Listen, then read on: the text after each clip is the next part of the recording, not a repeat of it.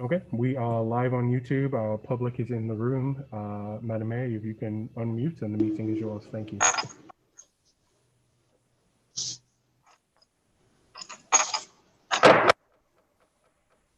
Good evening and welcome to the regular meeting of the Mayor and Board of Trustees of the Village of Woodridge for Thursday, September 3rd, 2020. We will call the meeting to order at 7:08 p.m. and ask our clerk to please call the roll. Trustee Blair. Present. Trustee Martinez. Present. Trustee Abbott. Present. Trustee Krusek. Present. Trustee Page. Present. Madam Mayor, Present. we have a quorum. Thank you very much. If you would please join us in a moment of silence and in dedicating tonight's meeting in honor of all of our wonderful village volunteers, our commissioners, our boards, and our village team. All consistently raise their hand and lend a helping hand to all of our entire community. I thank them for your care and looking out for our neighbors. We thank you all and we are grateful for all you do to help Woodridge be the awesome community that it is. We will then follow with the Pledge of Allegiance, led this evening by our village board.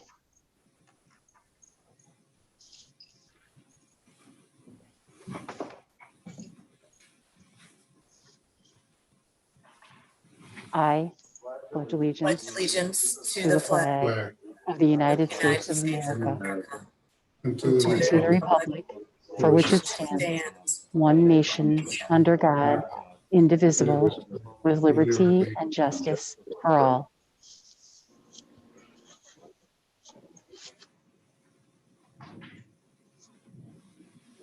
Under comments from the public, we will now move to the public comment portion of our agenda. Going to ask our staff if we've received any written public comments regarding any items that do not appear on tonight's agenda, please. Good evening, Mayor. We do have one item that does not appear on tonight's agenda. This is from Gail Blazek. She would like to know if there will be a decision to cancel trick-or-treating for Halloween this year, as all candy would have to be quarantined before a child could touch or eat it. Is it safe to interact with so many people coming to the door? ? So we will enter that into the record and staff will prepare a response for this residence tomorrow. Thank you so much.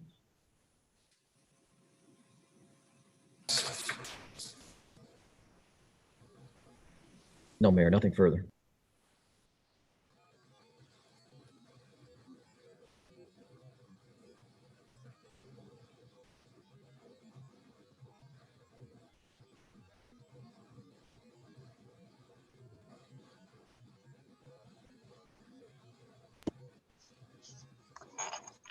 If you are here tonight to speak on the proposed Lamont Road office warehouse development agenda item, please know that you will have an opportunity to make your public comments to the board in just a little while.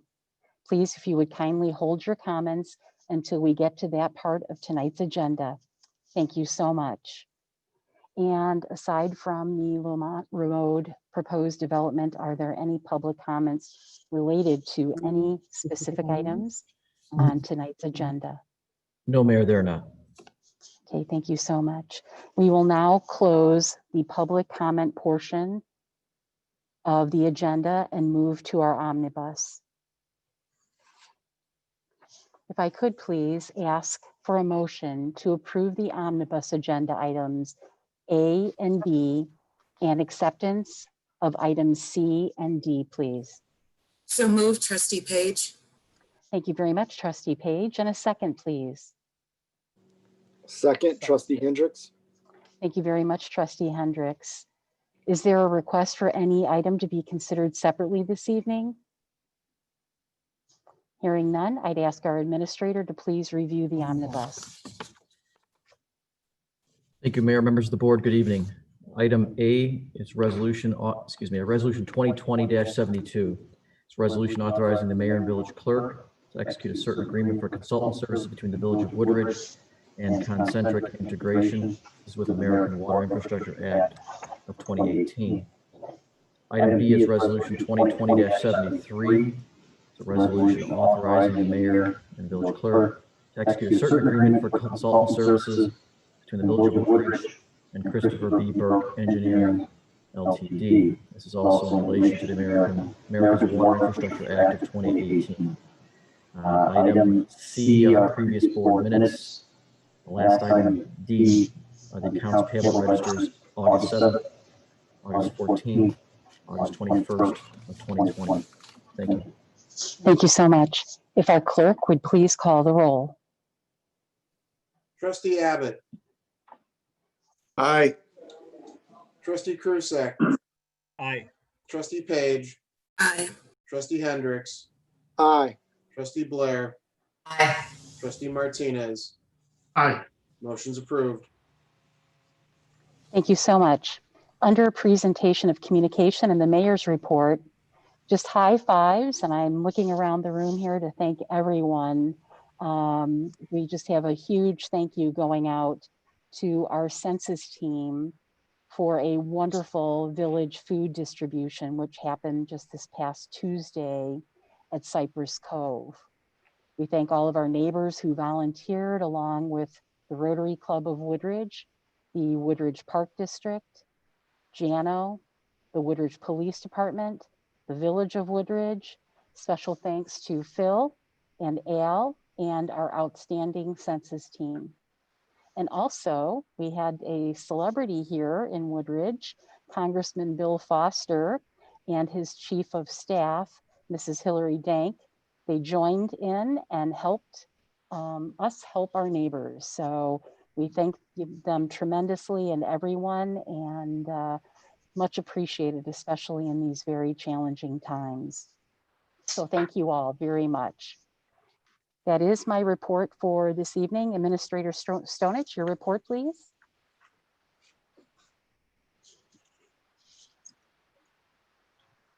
Thank you, Mayor Cunningham. Item A is ordinance 2020-26. It's an ordinance granting a final plat of subdivision, consolidation, and final site plan approval, and granting other relief for the properties located at 8110 Lamont Road, 8114 Lamont Road, 8118 Lamont Road, and 8200 Dunham Road. Staff will have, Director Porter will have a presentation here in a moment, but just for the benefit of the board and the public who is viewing or in person, the outline that will follow here is we'll give Director Porter, we'll have a brief presentation from staff. In particular, the board asked about additional follow-up traffic analysis data.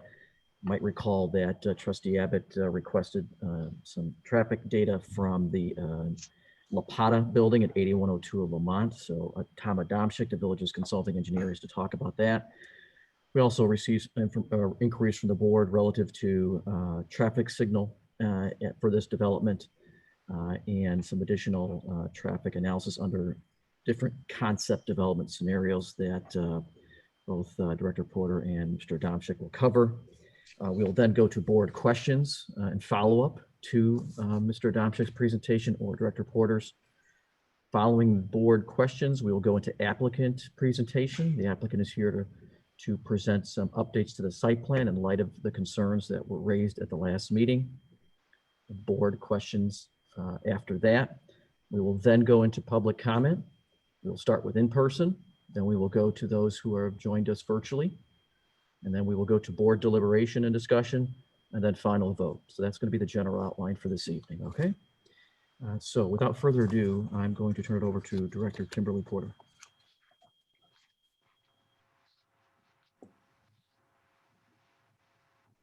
Thank you. Good evening, everyone. So I'm going to provide just a very brief overview since there was a pretty extensive presentation that was provided at our last board meeting for tonight's case consideration. And as Administrator Stonich stated, that this is a final plat of subdivision or consolidation of lots and final site plan approval and granting other relief for the properties located 8110, 8114, and 8118 Lamont Road respectfully, as well as 8200 Dunham Road. Next slide. So again, To orientate everyone, the subject property is located on the west side of Lamont Road, just north of 83rd Street as outlined in the graphic before you. And the subject property consists of 4 parcels, 2 of which contain a single family home. Next slide. Here is a copy of the site plan. This site plan has been modified since the last village board meeting. I will provide an overview, a brief overview. The applicant will go through this as well of some of the changes that has occurred. Next slide. So here is a slide of the building plan changes. So from the initial concept at a residential meeting that was held in February, I believe, of this year, the applicant came in at 252,472 square feet. Since plan commission, it was presented at 250,800 square feet. Village board, that actually should be reversed, actually. It was village board, of the plan commission was 242. The 250 change happened at village board. Currently, they're proposing 230,400 square feet. So this building from concept in February of this year has been reduced by a total of 22,072 square feet. Building setback distances.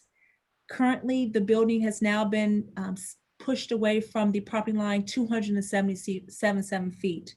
That is an increase from the August 20th village board meeting. So they've increased the setback by 68 feet. The westernmost dock door distance from the residential district property line, our village code requires 300 feet. They're now coming in at 403. Again, this includes the right of way of Dunham Road at 66 feet. That is an increase of 103 feet since the resident meeting held in February. Dock positions, they're proposing now 45, so they've reduced it by 5 since the board meeting in August. And at construction, they're proposing 27 dock doors to be constructed. Next slide. Again, here's just a look at what the code requires with respect to our ORI district. Again, building height, the ORI district is at 40 feet. The development is coming in at 48.5. Front setback required is 63 feet. They're proposing 200 feet. The interior setbacks to the north and south are 30 feet respectfully. They're coming in at 81 feet at the north and 306 feet and 144 feet respectfully. The southern border is not a perfect line, so that's why you have those differentiations there. The rear setback is coming in at 277 feet from the rear of the building to the property line. They're required to be 58 feet. The north parking lot is 10 feet. They're providing 10 feet landscape setback. The parking lot landscape setbacks to the east, west, and south are 130, 150, and 10 feet respectfully. And in the loading area, the village code requires 300 feet. They're coming in now at 403 feet. That will be 337 feet plus the 66-foot right of way of Dunham Road for a total of 403 feet. Next slide. And again, to talk about just how we calculate height here in the village of Woodridge, we don't calculate height vertically from the top of the parapet to the foundation. We have to look at engineering grading plans, look at the slopes. As you can see here, take the highest point.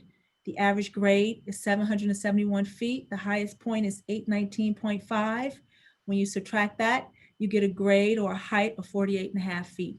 Although again, the building will be constructed at 38 feet, based on how we calculate height, the height will come in at 48.5 feet along Lamont Road due to the elevations. There's a drop along Lamont Road. The back of the building will appear, because the back of the building grading is much more flatter, the back being abutting Dunham Road to the west. So that back of a building will appear as a 38-foot high building.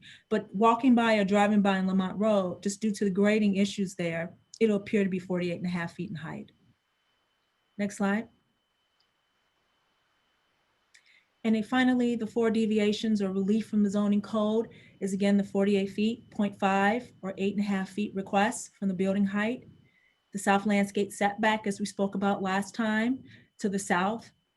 Screen wall height, they're proposing a 14-foot screen wall, which exceeds the permitted 10-foot fence height, and they're requesting relief from the zoning ordinance to provide additional screening. And the foundation landscaping, which is plantings around the base of the building, we've requested a sidewall be installed in lieu of the foundation landscaping. That should conclude my portion of the presentation, and then Tom Adamczyk is on the line. He will present some of his follow-up information that was requested at the last meeting.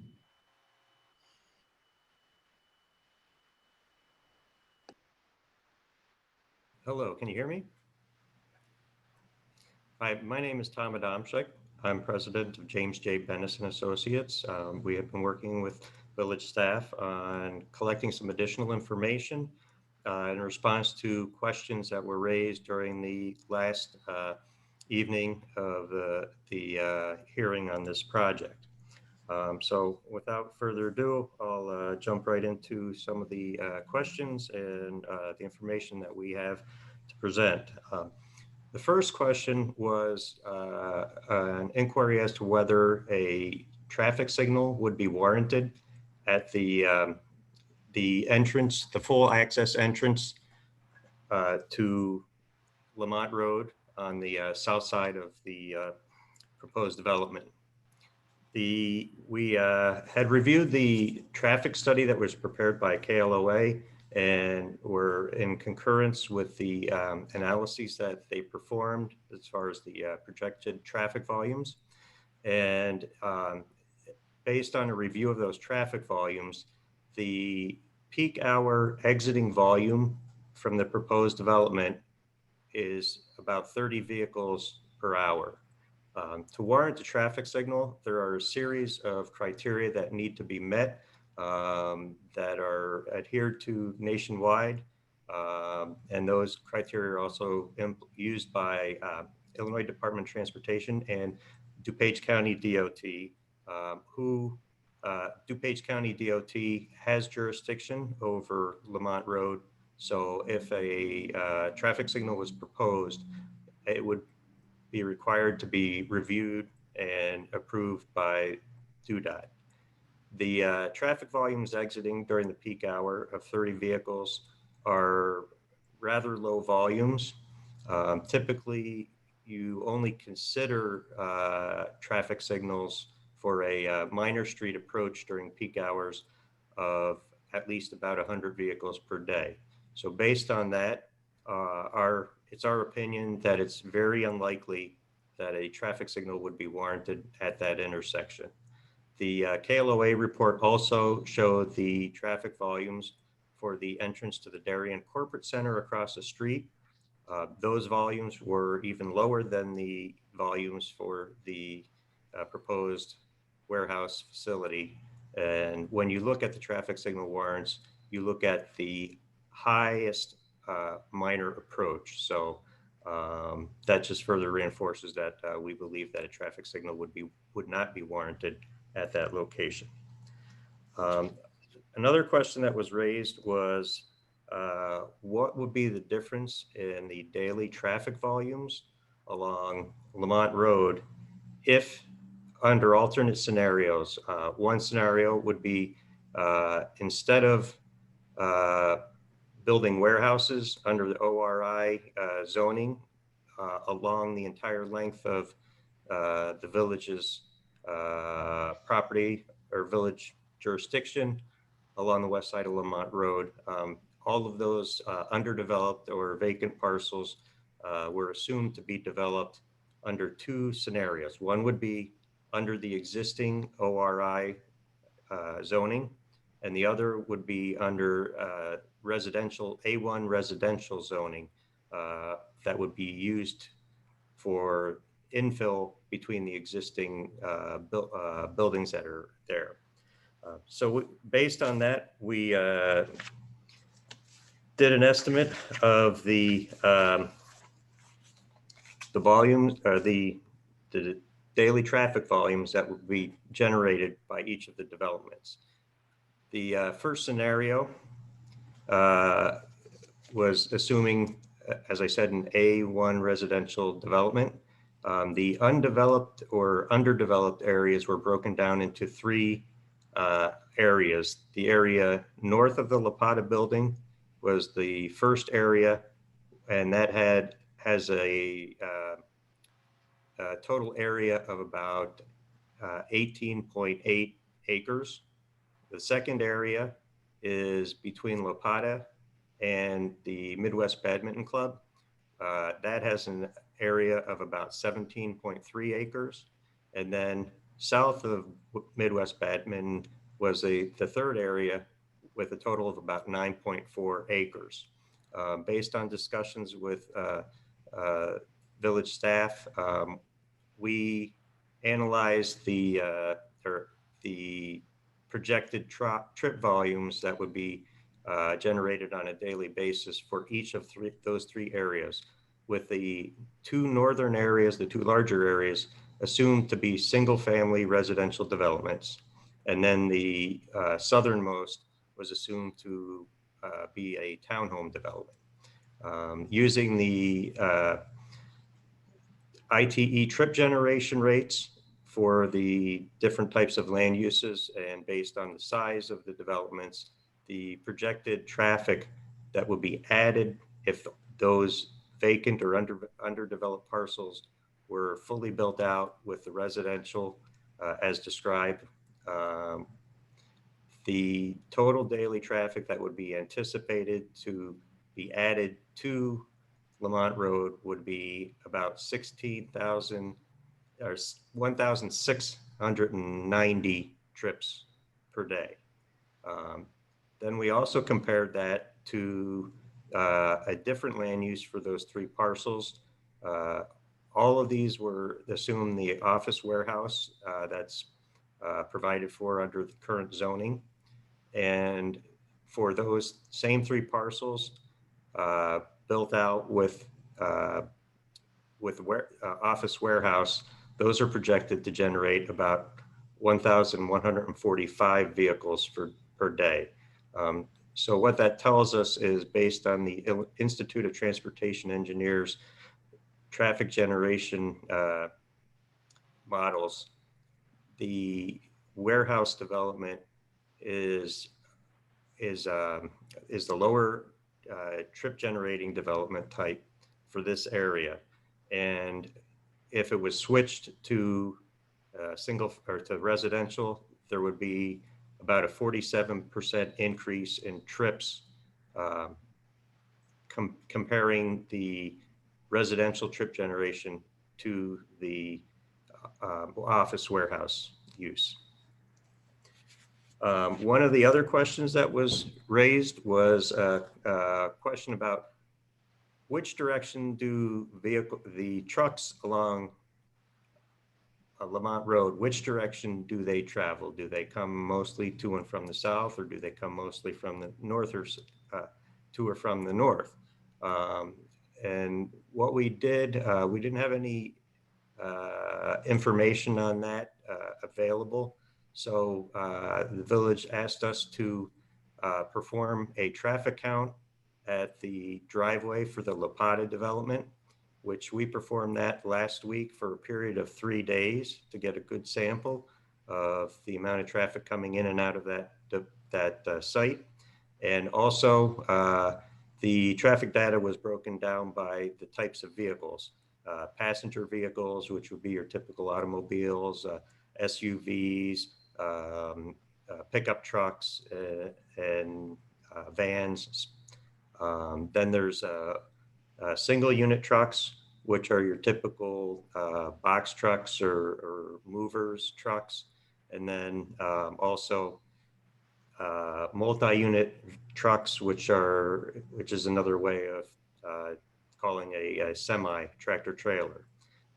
So as part of that traffic count, we collected the volumes going in and out of the La Pata development, and also determined which directions the trucks were going to and coming from. Northbound, coming from the south, would turn left into the development. Southbound would turn right into the development, and then reversing the trips, turn right south and left to go north. Excuse me a minute.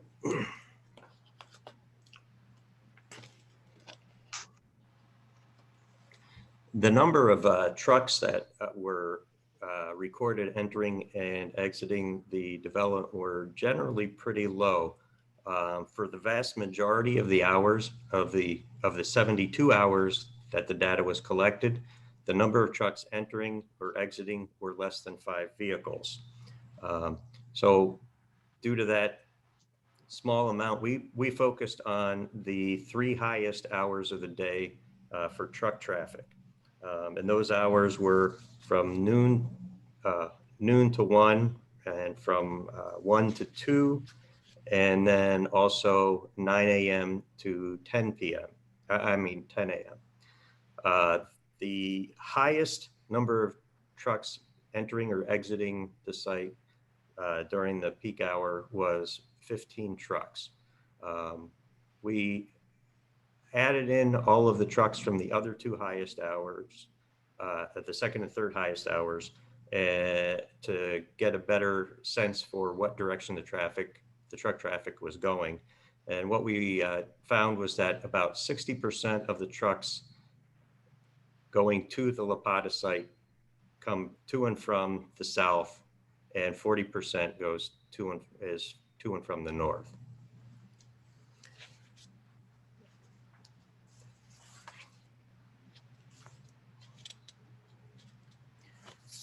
In addition, after we had done the analysis for the large site analysis for the residential versus the office warehouse use, we also were asked to perform an analysis of what the difference would be if each individual parcel was developed separately.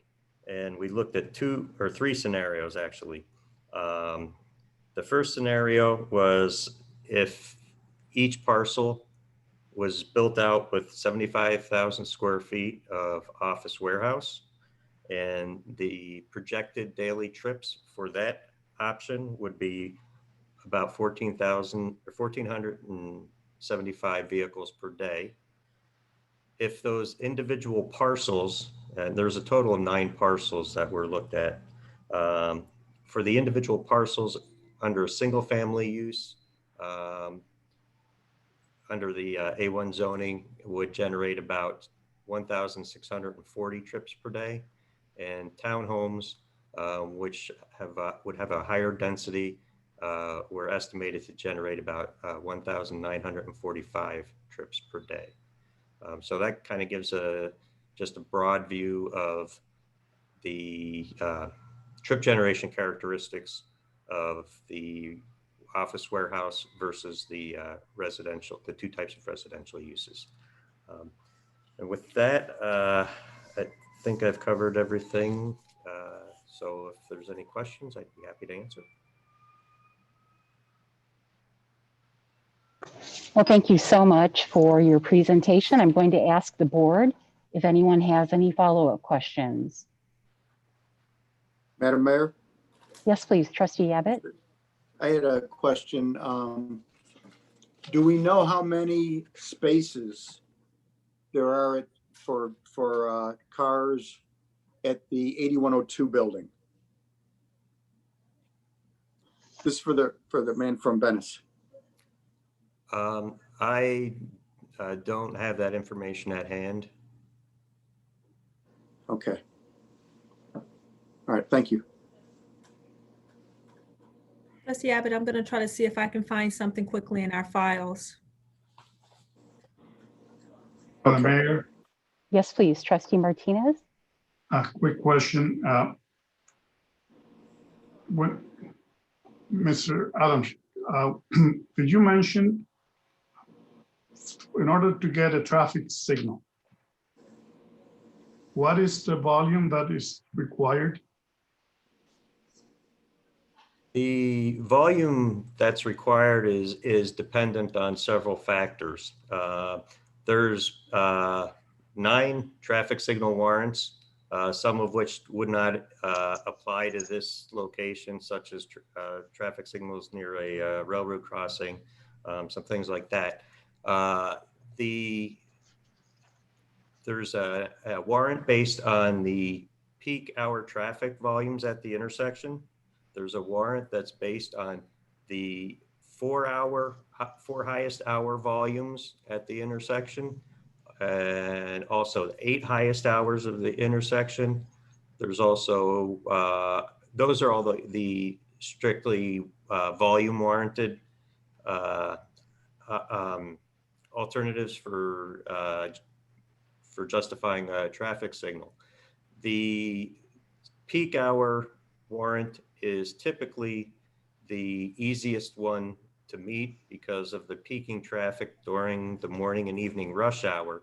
The more hours you spread that out over, the harder it becomes to meet those warrants for 4 hours of the day or for 8 hours a day. So when we looked at this and came to the conclusion that, in our opinion, the traffic signal would not be warranted at this location, it was because typically the traffic volumes would need to be in the range of 100 vehicles per hour during the peak hour, exiting the La Pata site or the Venture Point site. And the traffic projections based on ITE trip generation rates project that those volumes will be on the order of 30 vehicles per hour in the peak hour. So it's far below the threshold that would normally warrant a signal. Thank you. Anyone else, please?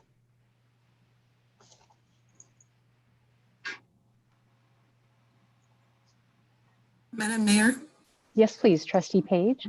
a follow-up to Trustee Martinez's question regarding the traffic signal. It's 30. When they consider whether or not to put a traffic signal in, I'm assuming it's based off of car traffic or SUV traffic, not truck traffic, because of course semis move slower. Is that correct?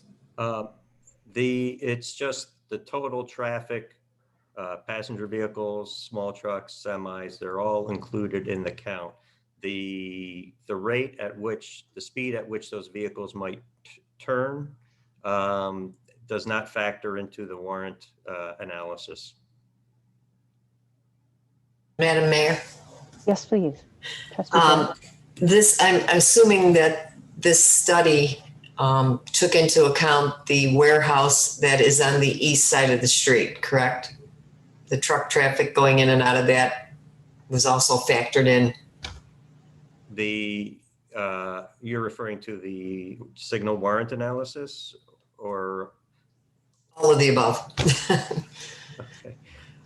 Yeah, the warehouses on the east side, or the businesses on the east side opposite the Venture Point, they have actually lower volumes than the projected volumes for the Venture Point site. During the evening peak hour, the Darien Corporate Center, the actual counts also adjusted up for traffic growth from the year that the year of the counts up to the projected year 2026, which would be 5 years after completion of the development. The total traffic on that approach is 19 vehicles exiting. And it's the exiting vehicles that you count. And you look at, for the minor approaches, which would be either the roadway into the Darien Corporate Center or the access drive for Venture Point, you only look at those vehicles approaching the intersection and only count the highest approach volume. Thank you. You're welcome. Anyone else, please? Mayor, for Trustee please. Abbott's edification, looks like there's roughly about 260 parking spaces at the La Pata building. Thank you very much, Director Porter. Trustee Abbott? Yes. Thank Thank you. To you. make sure you heard. Okay. Yeah, thank you, Director Porter. Actually, I had Any- another question for Director Yes, Porter. please. Director Porter, with the adjustments that were made to the building as far as reducing the size, does that reduce the number of parking spaces that we previously were told were going to be there? A few, although these adjustments to the site plan were just recently made, I still need the larger plans for a substantial review, but it looks like it may be reduced by maybe 5 to 7 parking stalls. And the applicant, CA Ventures, when you present, please provide the accurate number of parking stalls, please. It looks like they may have taken away about 7, I think, passenger automobile stalls. Okay, thank you.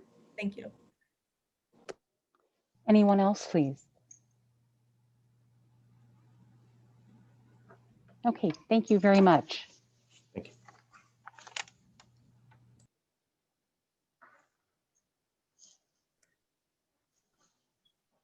So Madam Mayor, I think Director Porter will turn it over to CA Ventures to provide their update. Thank you so much.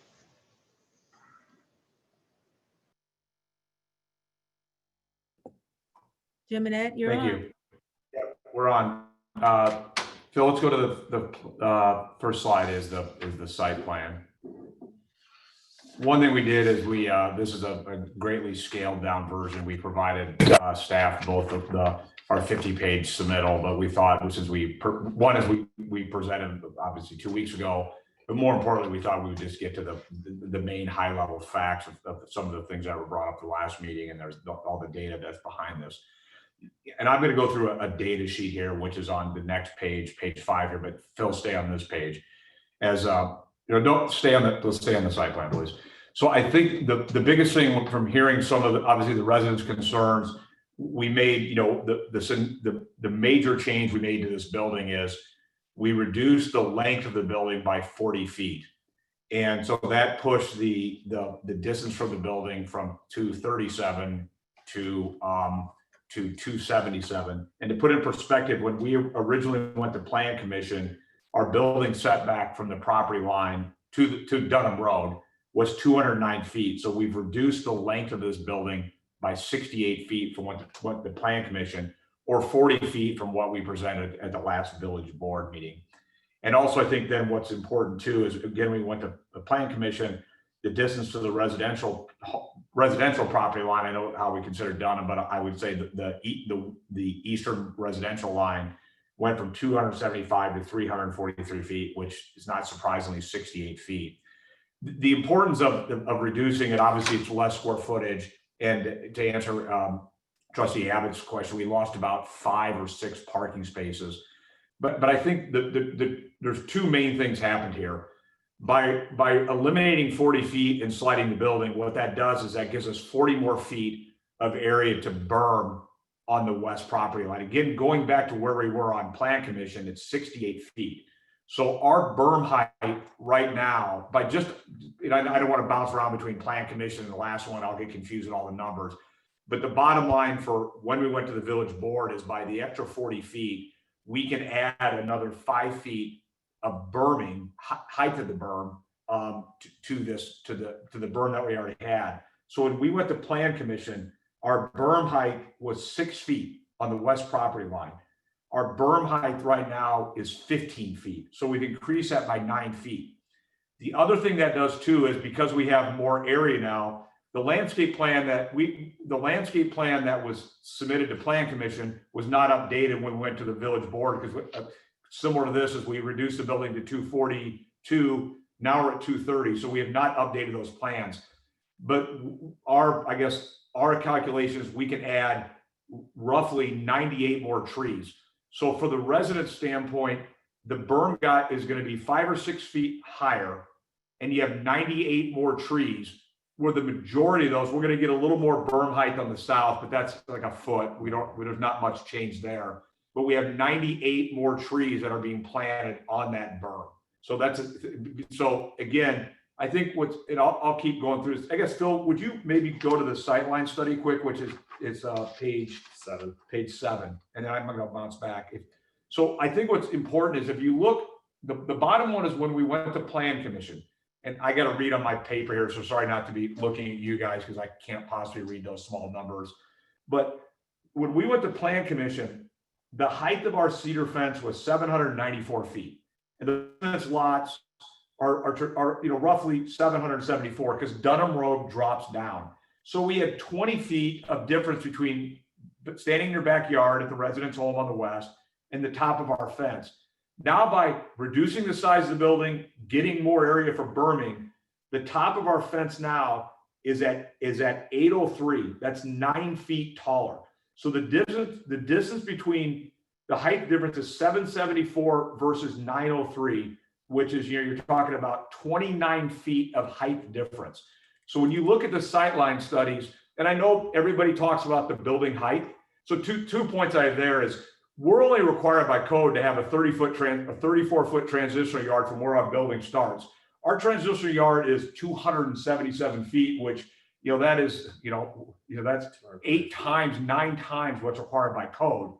But more importantly is when we talk about building height, it is physically impossible to see our building height from the residential lots, even if you're standing at your home. Now, I don't want to debate if you're in your second floor and you're 6 foot tall. Can you see some portion of the top of the building? Maybe. But I can tell you right now, if you're in your yard, it's physically impossible to see the top of the building. So whether the building is 8 foot of variance or of height or relief or 6 feet, to me it becomes, of course, I'm the only one voting in my vote, but it's something where it doesn't matter because it's not aesthetically an issue. Nobody can see those heights.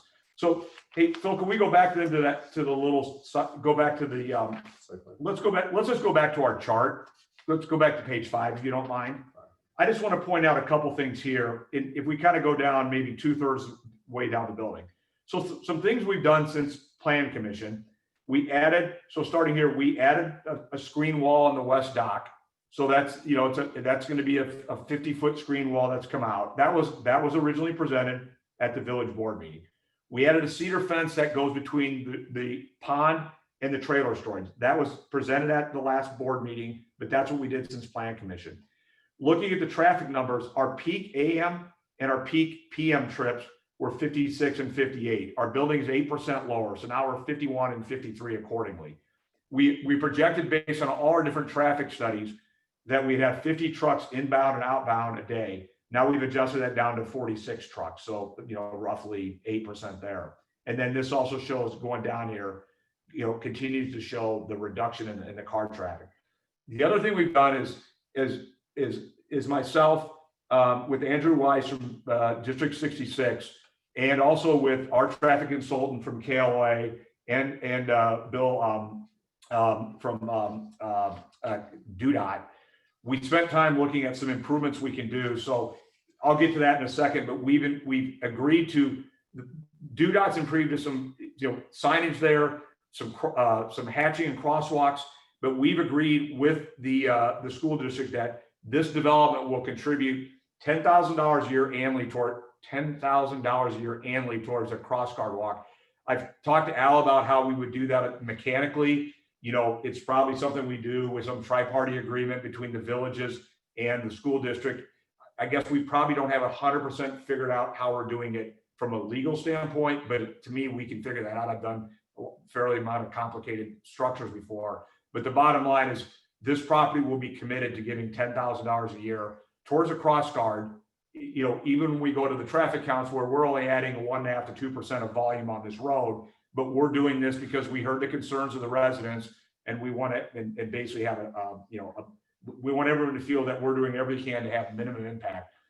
Kind of just two things here is, we talked about the screening and height of the building. The other thing, the noise study that was reviewed by Soundscape, who's a renowned expert on noise, their review of our plan was this would meet all the Woodridge codes of the 40 decibels. And we went through the exhibit last week of what 40 decibels mean. But their entire review was based upon what we submitted to Plan Commission. The building was 250,000 square feet. Now it's 230. We added the 68 feet of additional distance for the residents. But more important, that's important because noise dissipates with distance. But the other most important thing too is now our berm. Now we have a berm that's gone up. We just on this last one, but our berm has gone up basically 9 feet. So now again, the noise that's traveling further distances is hitting this cedar fence and is there. So again, these are, from you look at the top of our berm, again, the residential lots are 774. I mean, are those houses at 796, 790, something like that? Our berm is still higher than that, than the top of the homes. So I think it shows that we've at least done, in my opinion, a great job of taking care of noise attenuation. So why don't we real quick, if we could flip to page, Phil, if you could go to page 10, which is this landscaping. Again, I just want to reiterate, again, this has not been updated. This is the 250,000 square foot building, but along the western property line and the southern property line, basically the areas that are shown here, or excuse me, where he has it in orange. You know, we had 148 trees. We're going to have 254 trees now along the west property line. So because we have that additional distance to plant there. So, you know, besides the fact that you have the berm there and the fence that you can't see it, it's, you know, in a matter of 3 to 5 years, I mean, it's going to be an enormous amount of additional screening. And then finally, if we could just go to our traffic analysis, what I want to put in here, this was based on our call that we had with Bill Edison from DUDOT. These are kind of the 4 bullet points. So, you know, one was install a high visibility ladder style crosswalk. And maybe one thing is important too, when we got DUDOT on the phone, his first comment was, this is the first time I've heard there's any safety issue at this intersection. So, but he said, if there's an issue out there, we want to fix it. So somebody needs to tell me what the issue is and we'll fix it. So if you look at what he did on the second point, they've already inside, and I don't know where they inside, I have not been down there, but they supposedly installed the school crossing signs that were supposed to go on Lamont Road and also on Plainfield Road. There's still some, I don't know, between from talking to him and talking to our traffic consultants, I'm not sure who actually has jurisdiction on 83rd west of the intersection. It's definitely not DUDOT. So there's questions if that's Darien, if there's questions that he says it kind of goes in and out. So he said if he'll work with the municipalities to get his the crosswalks there, or the school crosswalks there. And then finally, as we talked about, is that what we're willing to do with the school district, District 66, that will contribute $10,000 a year in a form. I said special assessment, but I think when talking to Al about that, I don't probably think it makes sense to put this as a SSA. It's probably too much brain damage legally and too much cost. We can find a cleaner mechanism, but I guess we have our insurances that we will do that. And then finally, if we could maybe click, you know, if you can go to the next slide. Again, this, you know, what this showed again was the traffic studies that we were in the last ones, comparing the heavy truck traffic, Catherine Crossings, the Prologis Duke project, very large bulk distribution, and then Bridgepoint, which is very light distribution. And you see on the top shows the number of trucks. If you're kind of in the middle, which is Prologis, the Prologis and Duke project, you know, using the same number of trucks per square foot, we'd be 43 trucks. We think we're 43 or 46 trucks per day, inbound and outbound. And we think our truck traffic at night will be 3 to 5 trucks per night, 10 to 7. And then one thing too is, if you wouldn't mind, Phil, if you could maybe click to slide 15. So Trustee Abbott, you asked this question when you were saying you have 56 peak trips at you know, your 7:15 to 8:15 and your 4:15 to 5:15. When do all the other cars come? And we had all the data. So I apologize that when you asked those questions. Now, I never could have done all this on the fly looking at the data. But when KLA went out and did these traffic studies, looking at all 3 of these projects, the traffic studies we had, we're counting the number of cars and trucks per day. This isn't just peak hours. When we looked at again, Catherine Crossings, the Prologis Duke project in Romaville, and then Davie Road, Bridgepoint. So what this shows is kind of, we did this graphically because there's so many numbers, but what it really shows is the blue shows the cars coming in. So you can see obviously between 4, you know, in the morning, 5 and 6 a.m. for the warehouse workers is heavier traffic. 8's not quite as heavy. At night, 4 to 5 is heavier traffic leaving the project. And then you can see the semi-trailers, which are the gray. So you can see how the semis are busier midday and then taper down. So kind of peak 11 to 12 o'clock.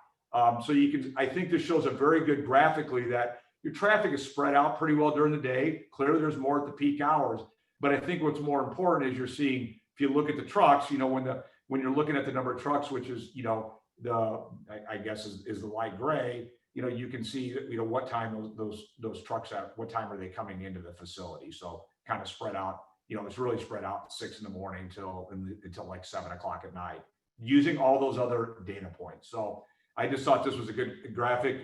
I'm not sure exactly what it tells us, but I think it's, in my mind, it shows that it's not very set that everybody shows up at 7 to 8 o'clock in the morning and they all leave at 5 o'clock. These are a little different type of users here, between the warehouse workers showing up earlier, office users showing up later, people working a little bit different hours. So, but I think this is a pretty good graphic. So I guess in closing, I think is, we're hoping the concessions we made, reducing the square footage, which is going to reduce traffic, provides more berming, gives us more height on the berm and the fence, provides dramatically more area for trees, which both aesthetically look a lot better, and then also will also provide noise attenuation.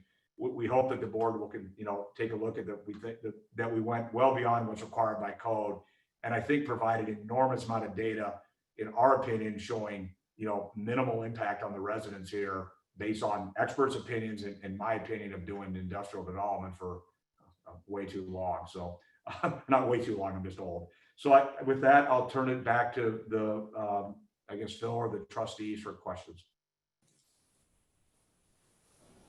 Thank you very much, gentlemen.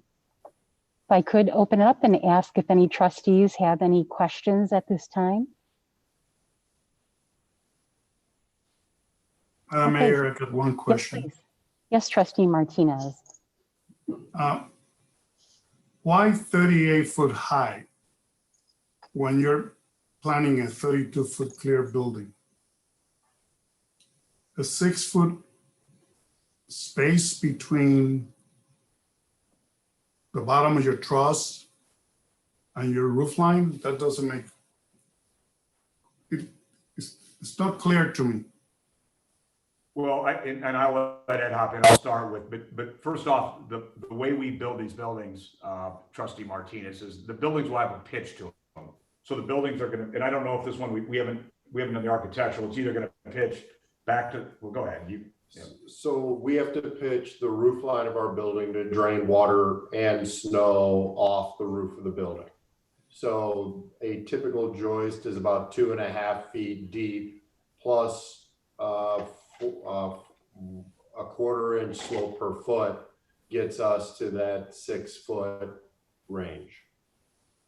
So meaning that at one point of the building, and it isn't designed yet, but if it's in the middle, we're going to pitch the building. Yeah. So the high point could be the middle, where we're going to pitch the building back. It's going to pitch back. It's got 150 feet. It has to drop back down at a 1/4% slope. So it's just got to be higher to get the water off the thing. So believe me, Trustee Martinez, we don't want to make the building taller than we have to, because we pay for that material. So we're not doing it for any reason more than how the design works. So I'd rather have the building be 35 feet and not ask for a larger variance, and also not spend the money on precast or additional joists or thicker joists.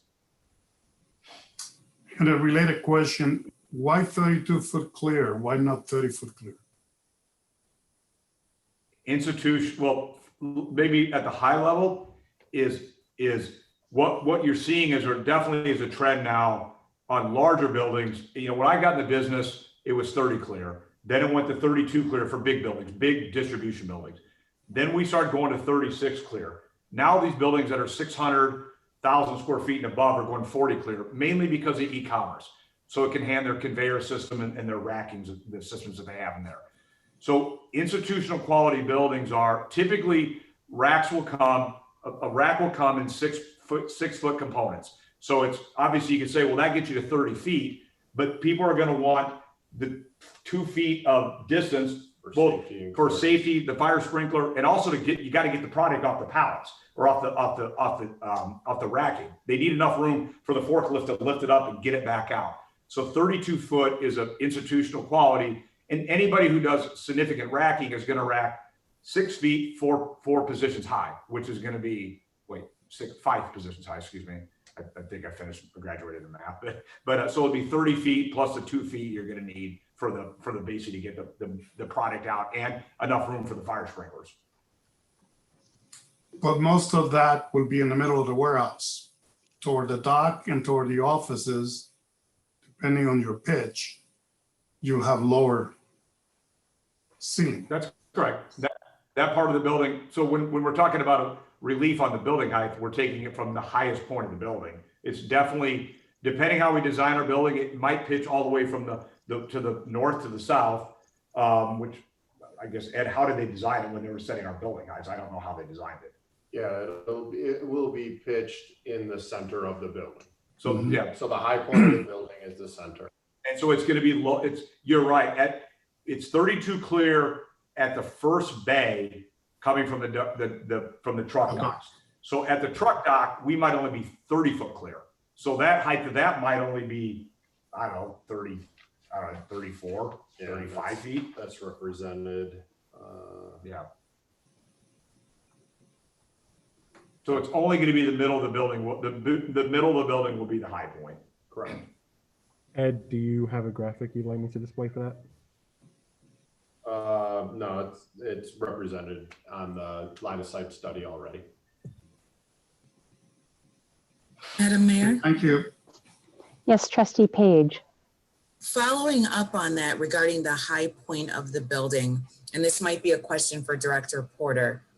I thought in your presentation, Director Porter, you said the high point of the building is in the front on the Lamont Road side. Is it feasibly if the high point's in the center, will it still be below the 48.5? How is it about the building size? So when we calculate height, that's based on vacant graded land. Okay. And so the highest point, the Lamont Road point where we calculate height is at the grading where the front and the side yard setback lines meet. And that's where the topography issues begin. And so he's talking about from the actual building, the development of the building, and this is based off slope and contour lines. So those are a little different in the calculation. Your calculations are done from the front side or the Lamont Road side. The calculations the developer is talking about is actually within the building. Yes, yes. So this is based on the grading and contouring lines, and they're describing the actual building design. Thank you. I'm talking, and we're calculating basically from the grade, the dirt, the soil. And the grade is different in the middle of the building. It's going down. It drops from Lamont and then it starts to go down towards the Dunham side, but the elevations along Dunham are somewhat flat. So that's why on the Dunham side, the building will actually look the actual height of 38 feet due to the elevations. Okay. Thank you. Thank you so much. Anyone else, please?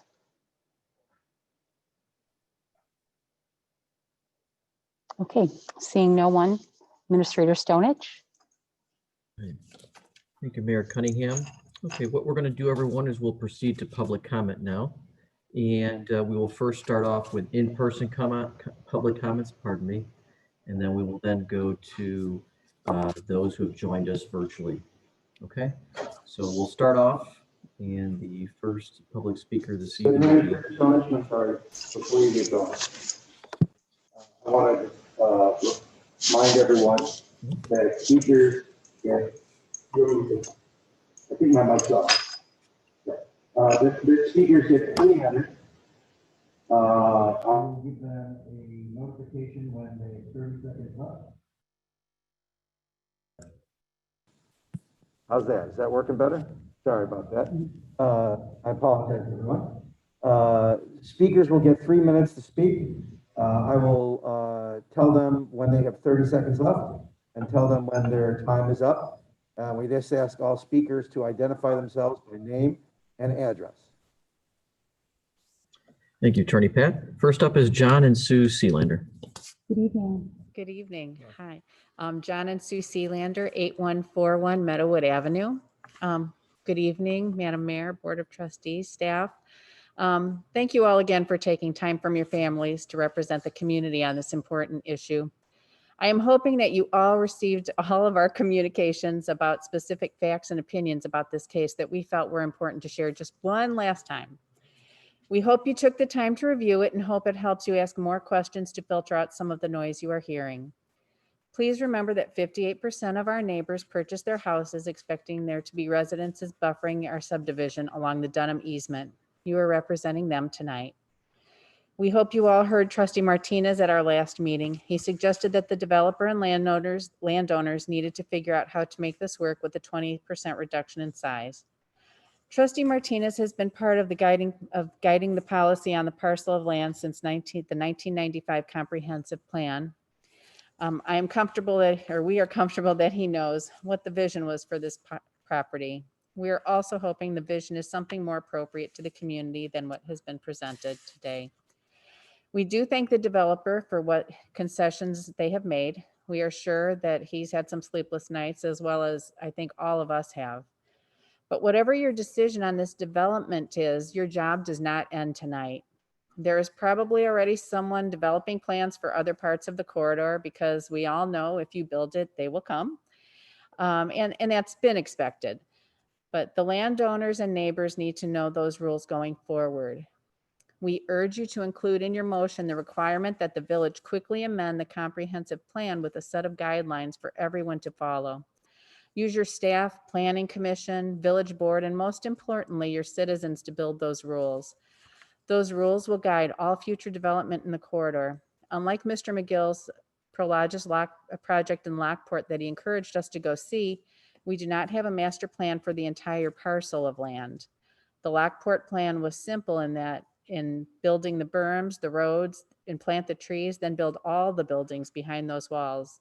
And there are several. We do not have this plan, nor do we have those walls, and we desperately need them. So we leave it in your hands now. Please deliberate wisely, and we really do thank you for your time. Thank you.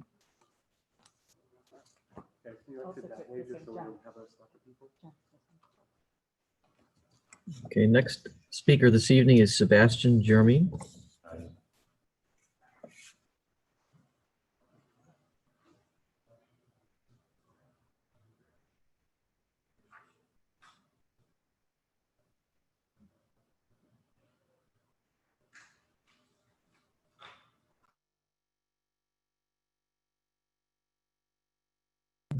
Pardon me, everyone. Next speaker is going to be Ron Ulen. Hi, my name is Ron Ulen. I live at 1340 West 83rd Street. We were annexed in about 20 years ago, the light industrial ORI or whatever. And that's what kind of building that everybody's talking about. That's the type of building is going to go up for the rezoning issue. So I just feel that the people that are finally get to sell their land, you know, have a chance to, you know, we've been in limbo for 20 years after they rezoned us. So we couldn't do things to our houses because we didn't know if you put money into it, you'll ever get it out of it. So I feel bad for those people. And someday I'm probably going to be in the same boat because I'm affected with that rezoning also. So that's why I'm here. I'm in favor of the building going up. Change is good, but I just feel bad for the people that are there that have been in limbo for 20 years. So, and 20 years ago, we were all against being rezoned, but it was voted in unanimously. So we're just stuck between a hard ball, you know, rock and a hard place. So that's all I need to say. Thanks. Okay, next speaker is Gail Lagman.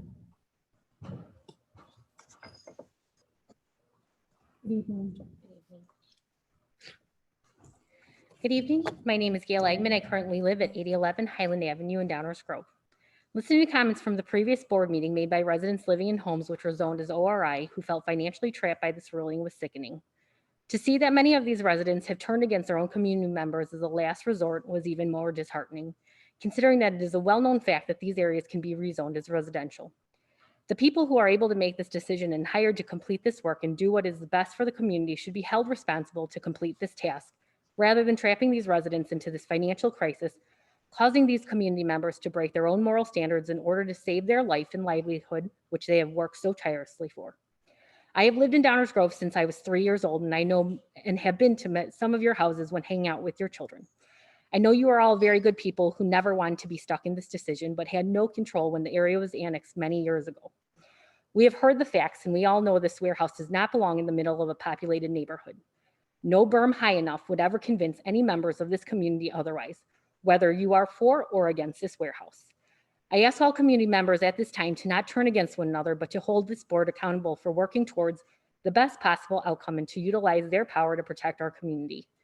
If it means working hard and putting in the time to do their job to rezone this area rather than taking the shortcut to just get over with this, because this has been going on for long enough, or the land does not appear pristine enough, according to some board members. Even with the information of all the hazards this presents, some board members are just laying down and allowing the tide to roll in for these very reasons, not caring of the lasting effect it will have on the families who live here. I'm currently a clinical director at one of our local hospitals, but worked bedside as a nurse for many years. I have seen many people suffer and die from cancers which were caused by continuous exposure to hazardous environments. As a nurse on a daily basis, I hold myself responsible not just for patients, but for health and well-being of anyone I come across, family members, neighbors, and the community in general.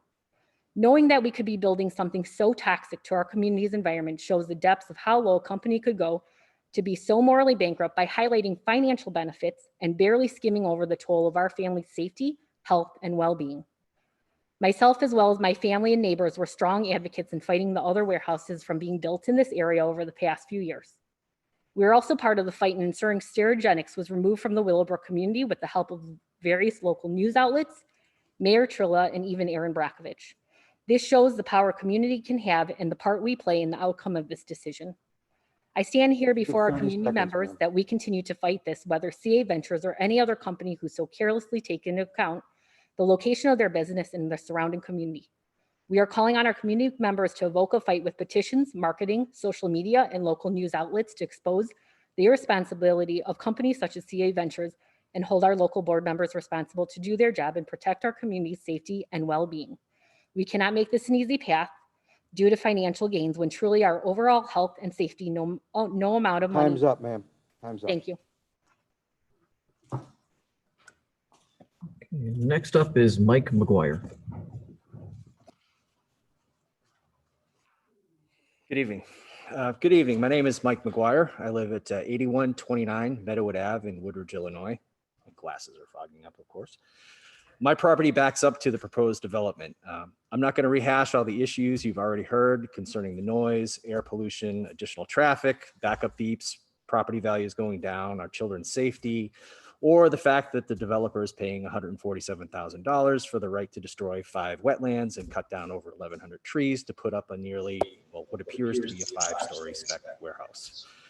What I do want to focus on is the board's responsibility to its community and what the vote means to a large percentage of the surrounding residents of Woodridge. As you know, some 20-odd years ago, the village decided to annex and rezone the property in question to ORI.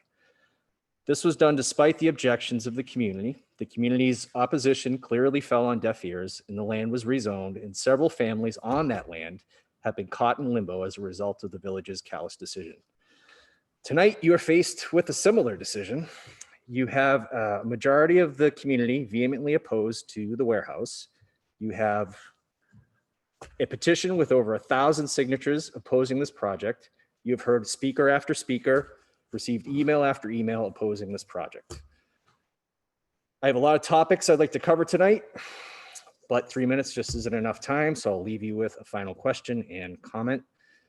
Throughout the course of these meetings, I've heard a question asked many times over, and that question is, would you want this warehouse in your backyard?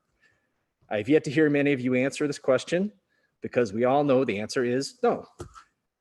Yet some of you are still prepared to vote yes and put this in our backyards, even though you would not want this for yourself or your family.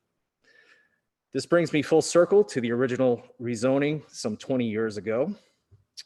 I truly do feel bad for the original landowners. They really got the short end of the stick when Woodridge rezoned the land, but to the village of Woodridge, I say 2 wrongs do not make a right. You have a responsibility to the citizens of Woodridge tonight to represent, you have a responsibility to the citizens of Woodridge to represent us, not the interests of CA Ventures. Listen to your constituents and do the right thing. Please vote no. In closing, I ask this question once again. 30 seconds, sir. Would you want this warehouse in your backyard? Before you cast your vote tonight, I want that question to be the last thing you ask yourself. And please, please try to put yourself in our position tonight when you do cast that vote. There are better solutions.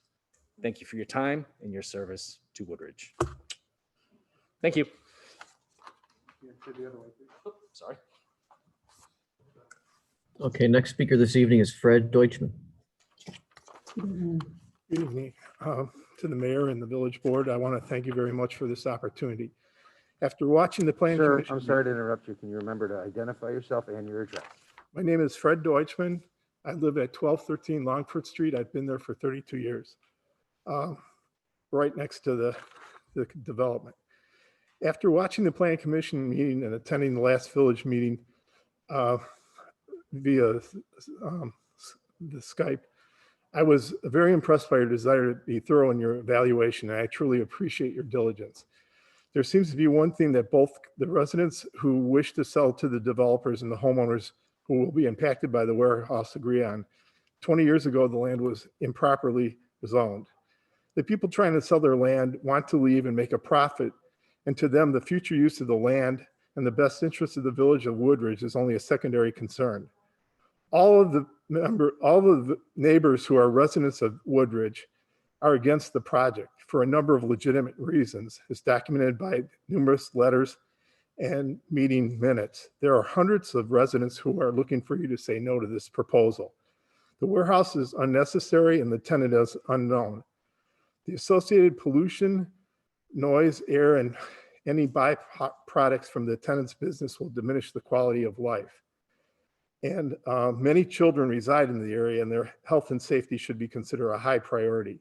I'm afraid some of the board members may be tempted to make a decision just to make the best of a bad situation and allow the developer to build this giant warehouse. You should ask yourself, as the gentleman just said, if this warehouse was in your backyard, how would you vote? If you serve your community, you would vote against this proposal. Voting against it is not the easy way out. It is just the right thing to do. The solution also is to rezone the undeveloped areas to be residential, so the people who are trying to sell the Lamont plots of land can sell their land as they desire, and the neighboring community is not devalued.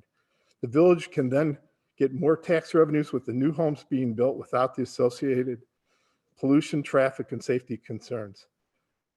Please do the right thing and vote no, and take steps to rezone the property residential.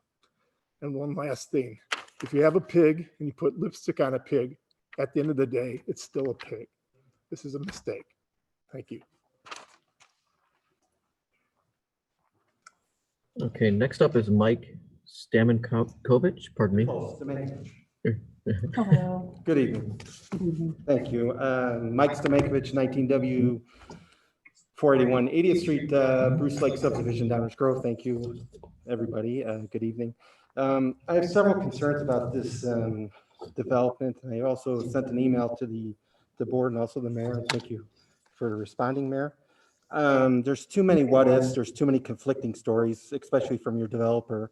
In the last meeting, he has suggested that if he went below the 242,000 square foot site plan, it was not economically feasible. Now it's at 234,400 with 45 decks with a 277 foot setback. In regards to Mr. Martinez's, Trustee Martinez's question about the 6 feet for the height, that's a 1/4 inch per foot. That's a huge building. If you do the math in your head, you can figure it out. As far as berming, yeah, it's okay. You look at your Lockport development, it's not that attractive. There was other statements made by CA Ventures regarding trucking, hybrid in 2 years. That's a false statement also. You have diesel particulates, even with this new generation of emission controls, still high level of particulate matter. I'm also concerned about stormwater. I'm concerned about the comp storage. I'm concerned about rate of flow, how much cubic feet of water will be displaced, permitted into our watersheds. How much water is being retained into stormwater retention, how much is being released into Lily Cache, and also Wards Creek, which we're a part of, watershed.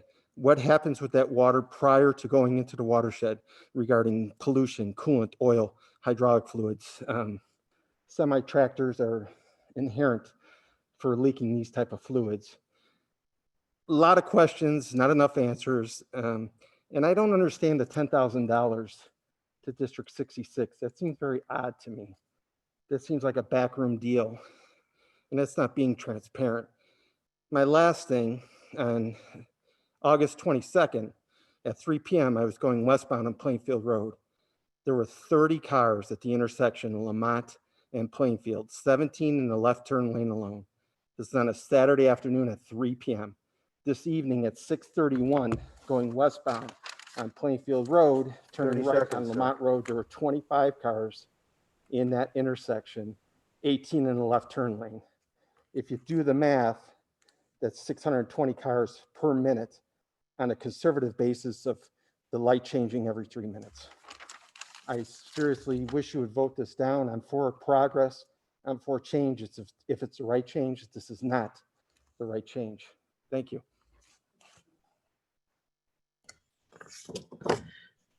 Next up is Denise Jacobazzi.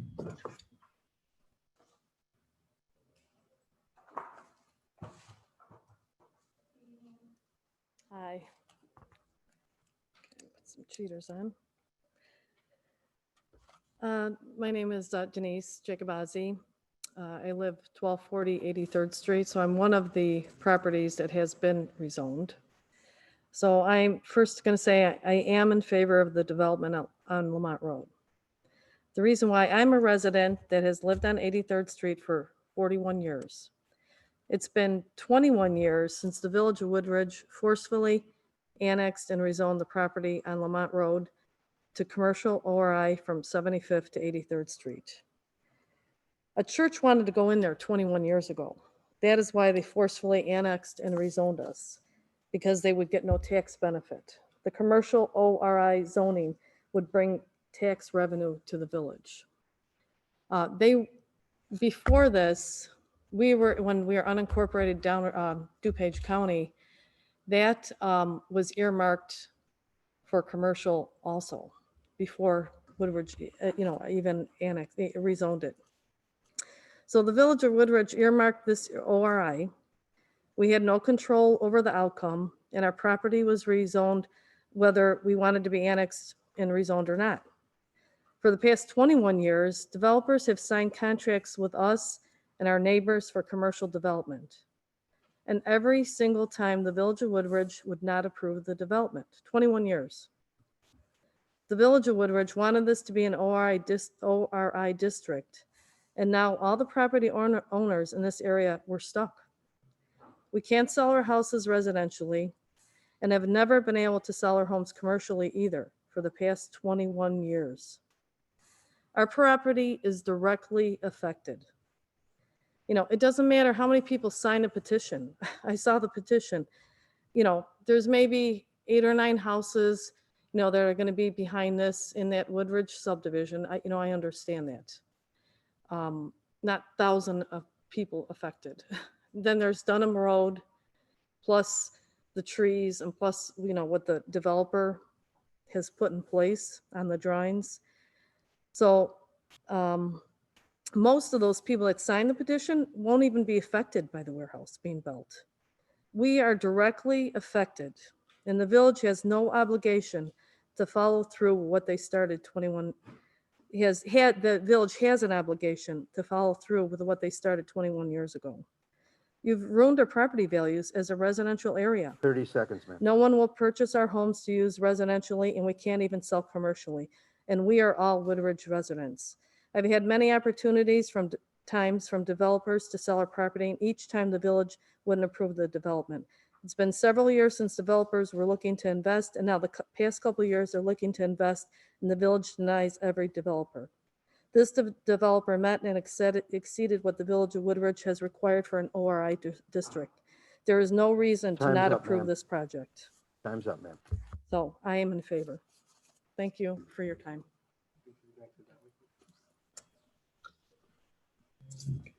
Next speaker this evening is Erica Ewan. Good evening. Good evening. My name is Enrique Yulin. I'm 20 years old and I live on 1340 83rd Street on my great-grandfather's property. My great-grandfather's biggest goal was the American dream. Coming from Italy, he wanted a better life. He wanted success for himself and for his family. And here I am generations later, fulfilling and accomplishing his dream. However, when he bought the property, he didn't know what the future would hold exactly for the land itself. If he could see it now, he would want us to dream bigger. He didn't let his dream pass him by, and neither will I. I'm currently in college majoring in business, and I have dreams to own and open up my own dance studio, and that building has potential to be a great start. Growing up, I took dance lessons in the middle of an industrial park, and it was one of the office buildings that they had turned into a dance studio, and it did very, very well. I can remember my mom holding my hand, walking me out into the parking lot, and it was quiet after 8 p.m. There were no trucks, no construction, no lights. It was a safe area, just as Woodridge is. I am for this progression in Woodridge. It has potential to provide more jobs for our local community, which will grow and allow success in Woodridge. Thank you so much. Okay. Next up is Sherry Ewan. Are you speaking or are you going on? I apologize for that. Good evening. Good evening. Hi, my name is Sherry Yulin. I'm a resident on 83rd Street, and I would like to say I am in favor and I support this 1340 83rd Street. I am in favor of this and I do support this development. I think we have all heard lots of facts, and the people saying that this is in their backyard simply isn't the case. There is an easement that is much more broader than any other developer has brought in, and this will bring revenue to our city. It will bring revenue to Woodridge. People are coming to work, people will be leaving from work, they'll be able to support hot dog stands, restaurants, everything that's going on in our city, and it's going to bring our community together better than not having businesses there. People will see that there's a badminton, that there's volleyball, all in the same area. They'll be able to drop their kids off. They could drop their kids off at summer camps over the summer as they're coming to work. It's going to make a lot of other businesses and things thrive for the Village of Woodridge. And I would like to say we are all Woodridge residents, and I appreciate your time. Thank you very much. Okay, I'll ask one more time, is there any in-person public comments? And seeing none, we will turn it over now to those who've joined us virtually, and Mr. Green will walk us through that. Thank you, Administrator Stonich. Looking at the list in front of me, I do see that most of our in-person commenters, our Zoom commenters have been through this process before, but for those of you joining the first time, please, there's no need to use the raise hands feature or anything of that nature. I do have the list. I will follow it through in order. Everybody will be given their opportunity to speak. They'll get their 3 minutes per attorney Pat, who will provide those time checks similar to how he did for our in-person speakers. I'll begin with those who are joining us over the phone lines, and then we'll move to the people that are using computer audio. And just as we have done in the past, if we run across anybody who is experiencing any form of connection issues, we will give you another go after a few times of trying. So with that being said, we are going to begin with the first phone line tonight. That is the phone number ending 9232. Phone number ending 9232. You may need to press *6 to unmute your line and confirm that you can hear us. Hello, can you hear me? We can hear you. If you can identify yourself. Yes, my name is Corey Mofield, and I live at 1201 Chesham Court in Woodridge, Illinois. I've spoken previously before the Planning Commission a couple of times, and I spoke at the last board meeting. I also submitted a memo outlining why I don't think that this development and the approval of it would be within the village code. One thing I would just like to add to that, not to rehash things that have really been said already, but one of the requirements is that to deny this development would deprive the current owners of any reasonable use of that property. And a 240,000 square foot development is just not necessary to have a reasonable use of that property. One of the previous speakers spoke of a badminton property, the badminton facility that was significantly smaller. One of the next largest structure there is only, roughly 100,000 square feet. And by the board's own comments back in November of 2014, the staff said that part of the problem with getting people interested in developing the property is, quote, the unwillingness of property owners to sell or property owners' expectations of sale prices, end quote. So I think that the board really should look at what can be a reasonable use of this. The property owners should look at what can be a reasonable use of this. Absolute maximum top dollar is not the only reasonable use of this. Everybody that's spoken, I think, is really actually for development of this property. We understand that's going to happen, but a 240,000 square foot facility, spec warehouse with the required height variations really lends itself to more uncertainty, more potential for all of the negative impacts that have been spoken to. So I really just don't believe that we've found that this is the best use of that property. There are multiple other uses that this could be developed for. Thank you. Okay, the next phone number on our list this evening ends 9720. 9720, you may need to press *6 to unmute yourself.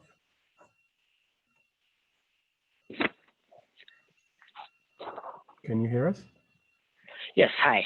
Thank you. And if you can please identify yourself and your address before you begin. Yeah, sure. My name is Jeremy Weber, and I live at 310 Kimberly Court in Aurora.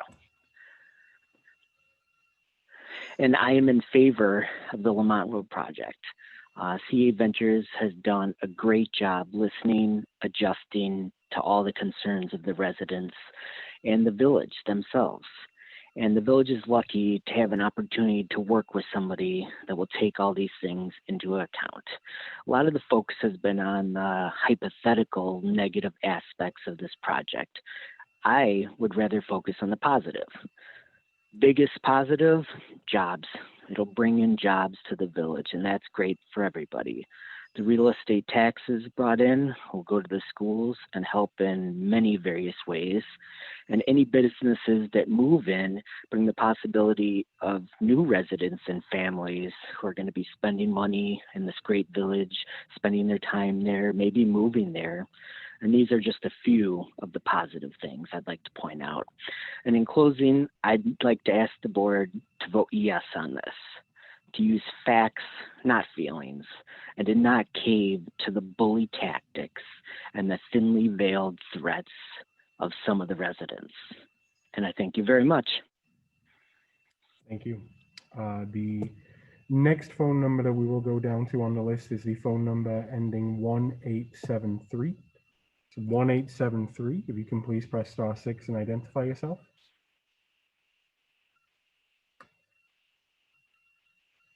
Okay, they appear to have dropped off the line. The next phone number we will go to ends 5611. It's 5611. If you can please *6 to unmute yourself. And try that one more time.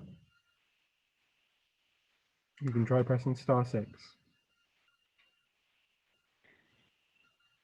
Can you hear me?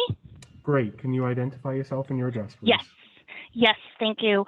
My name is Kelly Weber, and I currently reside at 310 Kimberly Court in Aurora. My family lives in one of the affected properties. It's for sale. I grew up on Dunham Road, During the last meeting, I spent time speaking to everybody about the growth of Woodridge that I personally experienced over many decades and focusing on how Woodridge needs to continue moving forward. My family and many other homeowners within this area and their entire families are asking you to support this project. This proposal wouldn't even be in front of you guys today if this village had not forced the ORI rezoning on the homeowners in this area. This has put undue stress on the homeowners and their families' lives by causing limited ways of bettering their own properties in order to continue residing in them, and even more limited ways of selling their properties for the purpose that was set forth by Woodridge many years ago. Numerous requests to the village for development have been submitted to Woodridge over the years, all which have resulted in them being directly turned down or resulting in such a struggle with the village that the developer groups no longer even wanted to continue pumping their funds into the project that went nowhere. It's time for the village to honor this request to develop the area and prove this tonight. If you're not in support of this project or you're still deciding on your vote, my family and the affected homeowners would like to ask, if not this project, then which one? If the village doesn't approve this project tonight, is the village prepared to give relief to any of the affected homeowners that once again will be unable to sell and move on due to restrictions and forcing these contracts to move on? Is the village prepared to assist the affected homeowners to even sell their properties properly? What can the village do to generate interest and trust again for other potential developers of any type in this area once the word gets out that nobody wants to deal with and go through these struggles and jump through all of these hurdles when Woodridge does not even support their own zoning plans that they continually uphold, not changing the zoning. So unless the village is going to purchase and develop this area themselves as they see fit, then what would be the village's plan for when future development requests come in for this building or other buildings that may have different use or be taller or generate more traffic on Lamont Road? Or 30 what if seconds, these ma'am. homeowners did decide to request individual developments, which would create many more access points to Lamont Road? Please consider all of the potential other challenges that may come forth for this area and vote yes to approve CA Ventures proposal. Thank you for your time. Okay, that completes the dial-in listeners. We're now going to go down the list of named attendees. The first person on that list is Ann Perry. Ann, you have been given the power to talk. If you can please unmute yourself and begin with your name and address. Hello. My can name hear is Ann Perry, and I live at 8213 Meadowood. Thank you to the mayor and village board for all your efforts to review all the information. I would just like to say we appreciate the modifications made to the building, but it is still more than double the size of the Skeleton Key building with double the dock doors. It also has, even the dairy and warehouse is 185,000 square feet with 19 dock doors. It's still too big and it's still too close. As far as the traffic study that was just done, the Skeleton Key building is less than half the size, as I said, with half the docks. So I guess we can speculate and double those numbers for the new building and then increase it even more because COVID will end and more people will get back to work and back to school. Also, the hourly traffic chart you just showed shows continuous traffic in and out day and night, which is what we will be living with because this is in our backyards. This should not be approved until it is in keeping with the other buildings in size, in height, in the amount of dock doors, because you cannot forget that this is next to a residence. There are hundreds of people opposed to this project because it affects the entire area. I cannot imagine that any one of you could be in favor of this development after reading the pleas and concerns of residents, neighbors, and parents. If you look at the facts, we have every right to expect greatly increased truck traffic, car traffic on the Mount Road and 83rd Street, every right to expect continuous noise pollution, dangerous air pollution, as clean trucks are several years away. If your children or grandchildren lived here, would you be willing to take that risk? You've been given facts from attorneys, scientists, engineers, realtors, and warehouse managers, all leading to the same conclusion. The warehouse does not belong here because of the health and safety hazards, decrease in property values, and destruction of a way of life. It is too close to residential property. It is too big for this area.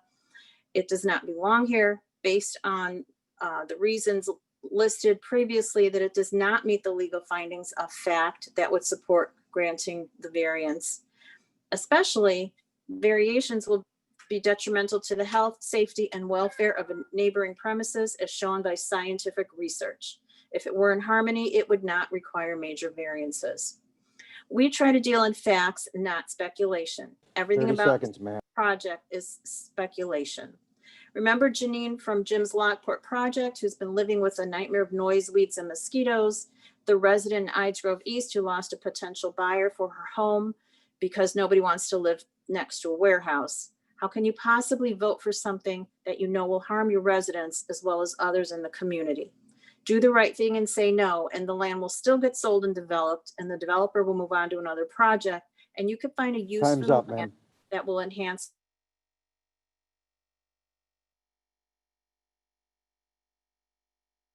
The next person on our list this evening is Anthony Buonacante. Anthony, if you can please unmute yourself, confirm you can hear us. Sir, can you hear me? Yes, sir. If you can please begin with your name and address.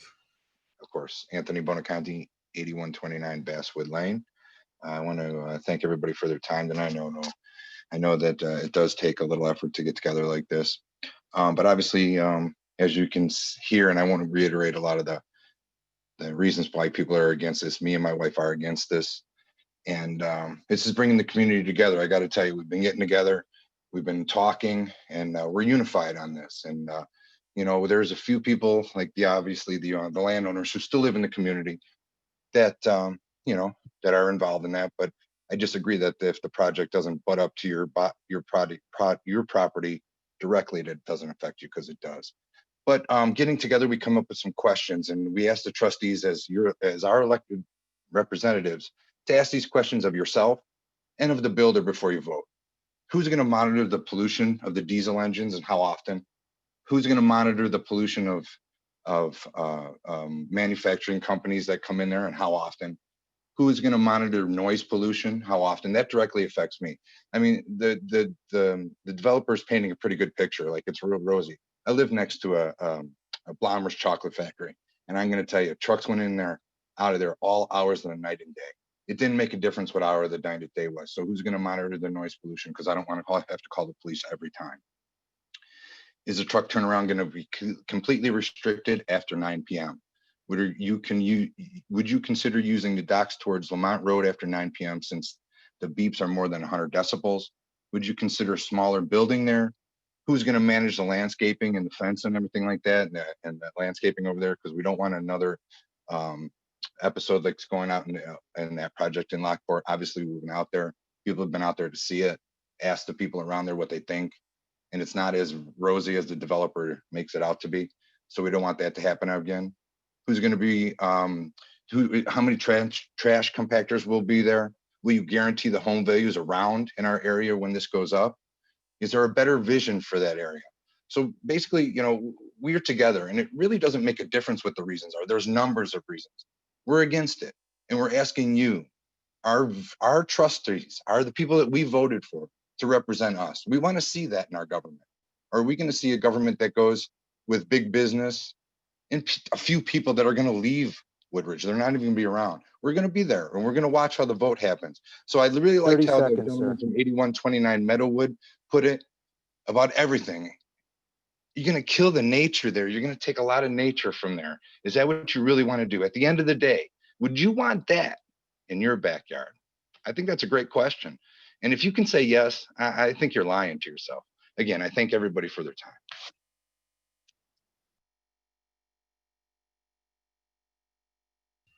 The next person on the list this evening is Daniel Santiago. Daniel, if you can identify yourself and ensure you can hear us. I'm Daniel Santiago, and I live at 8217 Meadowwood Avenue, Woodridge. Thank you. I want to start by thanking the mayor and village trustees for listening to our comments in the last and this board meeting. It is clear that the trustees and mayor take this project and their implications to us residents very seriously. Once again, I urge the mayor and trustees to vote against the proposed warehouse and to consider rezoning the area to residential. I thank the village staff for putting together the agenda and for the recent frequently asked question document. However, as stated by other residents, the responses in the village FAQ are skewed to downplay the disadvantages to residents' health, quality of life, safety, and property values with rosy projections of the impact. How can the impact be projected without knowledge of the occupants? Regarding the Plans Commission's finding of fact, statement number 4, quote, granting the variations will be in harmony with the zoning ordinance and will not be detrimental to any neighboring premises, end quote. This statement fails to account for the health impacts due to worse air quality from the removal of trees and natural resources and increased trucking activity. There is a clear trend across the country as developers and elected officials call for expanding their regions at the expense of their natural resources. There is an urgent need and a challenge for health to become a more central part of the policy discussion. I urge the trustees to take a proactive approach in minimizing the health effects from poor air quality and not wait until it is too late to try to find a solution for our village that may not exist. Given the new information presented today, I apologize if the following question is obsolete, but here it goes.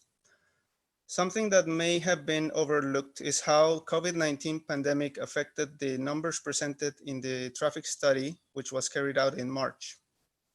In the agenda packet, page 486, the traffic study states that it was conducted on Thursday, March 11th. It may be possible that the study shows drastically low numbers of cars in the report with respect to nominal mobility conditions, since just 2 days prior, on March 9th, the governor of Illinois declared a state of emergency due to increasing numbers of COVID-19 cases. Now that economic activity has to some extent resumed, the conditions are better than in March to conduct a traffic study that will more accurately represent the traffic impacts of this warehouse. I urge the mayor and trustees to request a new independent traffic study by a different company than KLOA Incorporated. Thank you.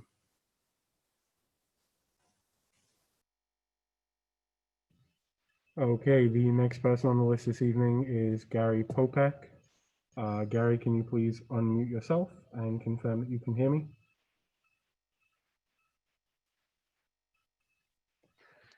Yes, good evening. My name's Gary Popek. My family has been property owners on Lamont Road. Excuse me? Can you please give your address as well, sir? Been property owners on Lamont Road since 1965, and we've seen the area progress. I'm in favor of the development, and not just because we're property owners and we're looking to obviously sell, because anybody who lives in the area knows that the properties are decaying and just falling to pieces.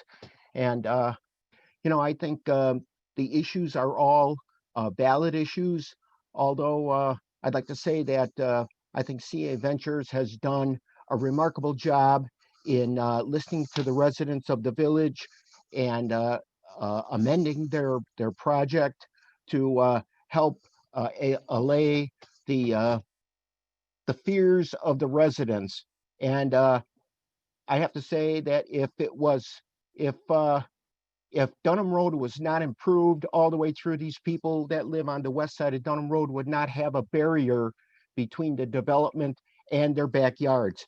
And you can't tell me that anybody lets their children go play beyond their backyards, because with the coyotes and the foxes and whatever else is back there would be detrimental to their health and well-being.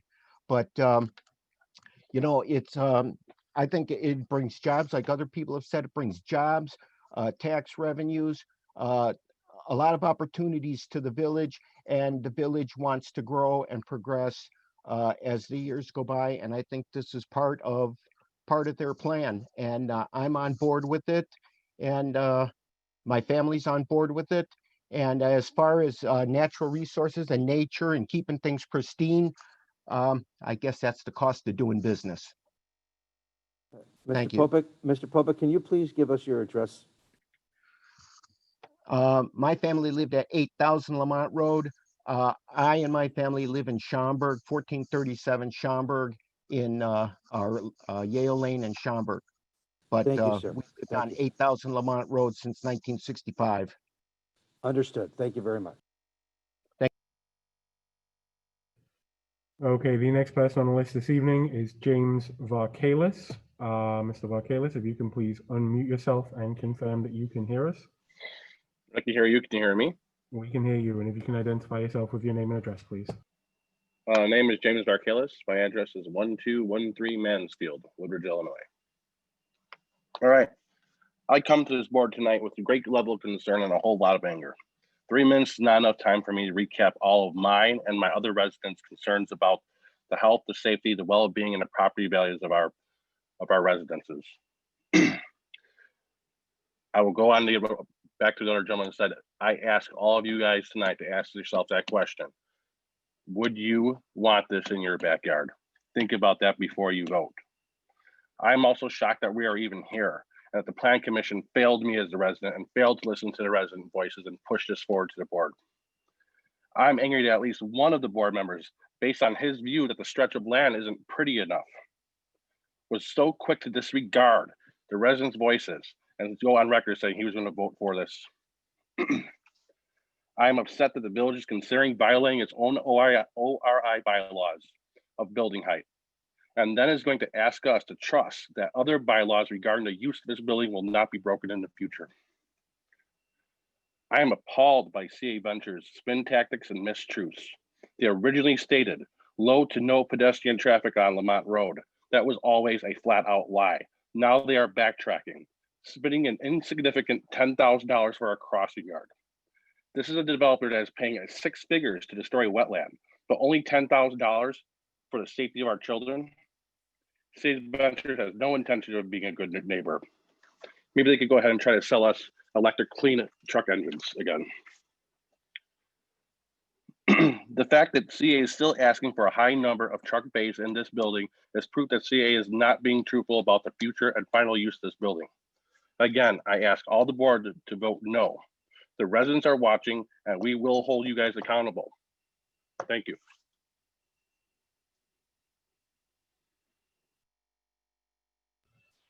Okay, the next person on the list this evening is Kim Pace. Kim Pace, if you can please unmute yourself and confirm that you can hear me. I can hear you. Can you hear me? We can. If you can identify yourself with your name and address before you begin your comment, please. Yes, it's Kim Pace. I live at 10 South 280 Havens Drive in Downers Grove. For those of you not familiar, this is the Farmingdale Village subdivision that borders Woodward Avenue, south of Boughton, and I do already have this in my backyard. I have firsthand experience with the impact that warehousing has on the residential areas surrounding. After warehouse development on Woodward, our neighborhood, my street, has frequently become the unwelcome cut through for semi trucks, which has already compromised our children who wait at bus stops, play in our front yards, rides their bikes in our neighborhoods. I'm also a district parent of Center Cass School District 66. And I know at your last meeting, the district shared that it would withdraw its opposition to the project, provided the company invests in safety precautions for our students. But I'm here to tell you that while we appreciate their advocacy, their purview, it does not reflect the overall position of our parents, many of whom are directly impacted by this project as residents near the Lamont Road corridor. We oppose this project in its entirety. I understand that a petition with nearly 1,000 signatures presented to the village board opposing this project wasn't validated since many of the individuals were not Woodridge residents. This is a politically convenient exclusion, in my opinion, since the board is aware that this is not just about residency, it's about impact. Impact to the community as a whole, and the community is not just defined by village boundaries. Many non-Woodridge residents will be adversely impacted by this decision, particularly the Darien residents that live off the Lamont Road corridor. Many students in Center Cass 66 from Darien and Downers Grove will be crossing the Plainfield-Lamont Road intersection to get to school. And I can already tell you firsthand, signage has very, very little impact on safety. We are all this community, and we have overwhelmingly communicated we do not want this. We understand the village's desire for economic development, we do, but these decisions have the ability to alter the dynamic of our community entirely and irreversibly. We're a neighborhood, we are not an industrial area. Our communities are very sought after for their family-friendly feel and their excellent school districts. Our property values have remained high even during recessions for these reasons. This project introduces multiple unnecessary hazards with the increased semi-truck traffic on Lamont Road, pollution, congestion. Optically, it also jeopardizes aesthetics as well. Woodridge has a lovely environmental designation as a Tree City USA, which could be in jeopardy. Once this is done, it can't be undone, and it will set the precedent for increasing industrial development in our neighborhood and the degradation of our community's perceived value. 30 seconds, ma'am. As a resident, parent, and consumer in this area, I ask that you please reject this proposal. We don't oppose development in the area. In fact, we're quite in favor of it, but we encourage the type of development that increases opportunities for us as consumers within the community rather than taking our business outside. And we support the type of enhancements to the area that maintain or increase our property values rather than detract from it, and continue to promote this area as the highly desired community with excellent schools, safety, shopping, and amenities Your time is up, ma'am. come known for. Thank you. Okay, the next person on the list this evening is Lenore Vidal. Lenore, if you can please unmute yourself, confirm that you can hear me. Yes, can you hear me? We can, and if you can please begin your statement with your name and address. Thank you. Certainly. My name is Lenore Vidal. I live at 1204 Longford Street in Woodridge. I spoke previously at the village board meeting related to taxes, which I will not do at 9 o'clock tonight. My position instead is to address some traffic concerns, which were brought up at the last meeting. I do believe that there was some additional studies that were done, which we just saw tonight. And I would like to point out that any studies done during COVID are largely irrelevant. But I will continue with my statement, which was presented previously in an email to the board. So Dr. Weiss already discussed in the last meeting that the District 66 opposes the warehouse due to current concerns for the student safety at the intersection of Lamont and 83rd. After the public commentary last time, an individual commented that all of the District 66 students take the bus, implying that concerns about the children's safety are invalid. I thought it would be helpful to the board to hear some more statistics related to this. So I asked the Director of Transportation for District for additional statistics.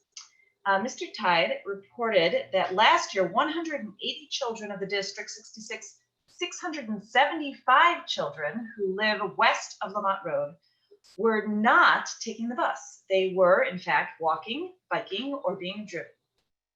This year, during COVID, there are restrictions on bus service, and about 200 children are crossing that intersection twice a day without the safety of a bus. I'd also like to point out that even though children may have an option to ride the bus to get to the school, service does not apply to any child who uses the aftercare or before care program or the summer camp that is sponsored by the school. Additionally, children who participate in before or after school activities, like mine do not have a bus service. With 675 children who live west of Lamont Road, if any of them are taking part in the aftercare program, participating in activities, or even just visiting their friends across the road, the numbers I just quoted are severely undercounting the number of children who individually cross that road on any given day. I hope the board does not overlook that fact. I can also say that recently, from my personal observations, there has been a huge uptick in the kids who are actually biking 30 seconds, ma'am. rather than being driven across the intersection. The suggestion that putting up a sign or repainting a line at the intersection is highly inadequate. Any offer to fund a crossing guard is meaningless once CA Ventures is gone and no longer involved in the property. It is irresponsible and the wrong choice for this land. As I've said before, any other use of the land, whether it's commercial or office activity with a smaller footprint and no Time is up, ma'am.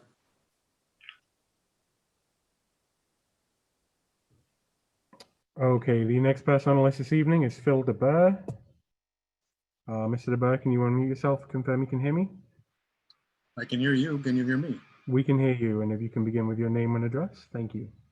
My name is Phil DeBure. I live at 8211 Dunham Road. I share a 600-foot property line with the CA Venture proposal.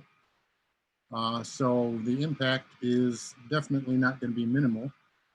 I looked at the comprehensive plan, policy number 8, to allow light industrial uses at locations where they will have minimal impact on residential areas, including on the west side of North Lamont Road. It seems to me that a building like this, 45 truck dock, 230,000 square foot warehouse, can hardly qualify as light industrial. If that's true, then it seems to me that the definition for light industrial should be changed. If the definition of light industrial is set by some national standard, then the zoning should be changed. And if the zoning is set by the comprehensive plan, then the comprehensive plan should be changed to be compatible with and protect the character of the surrounding area, and to comply with its own policy in the plan that says they will have minimal impact on the residential areas. We're opposed to this project. We're not opposed to development. The badminton facility right behind us also shares a 150-foot section of our property line, and it's a welcome addition. Like I say, we're not opposed to development, but this particular proposal appears to us to be not consistent with either the comprehensive plan or the true intent of the zoning. And I encourage you to deny the proposal. Thank you.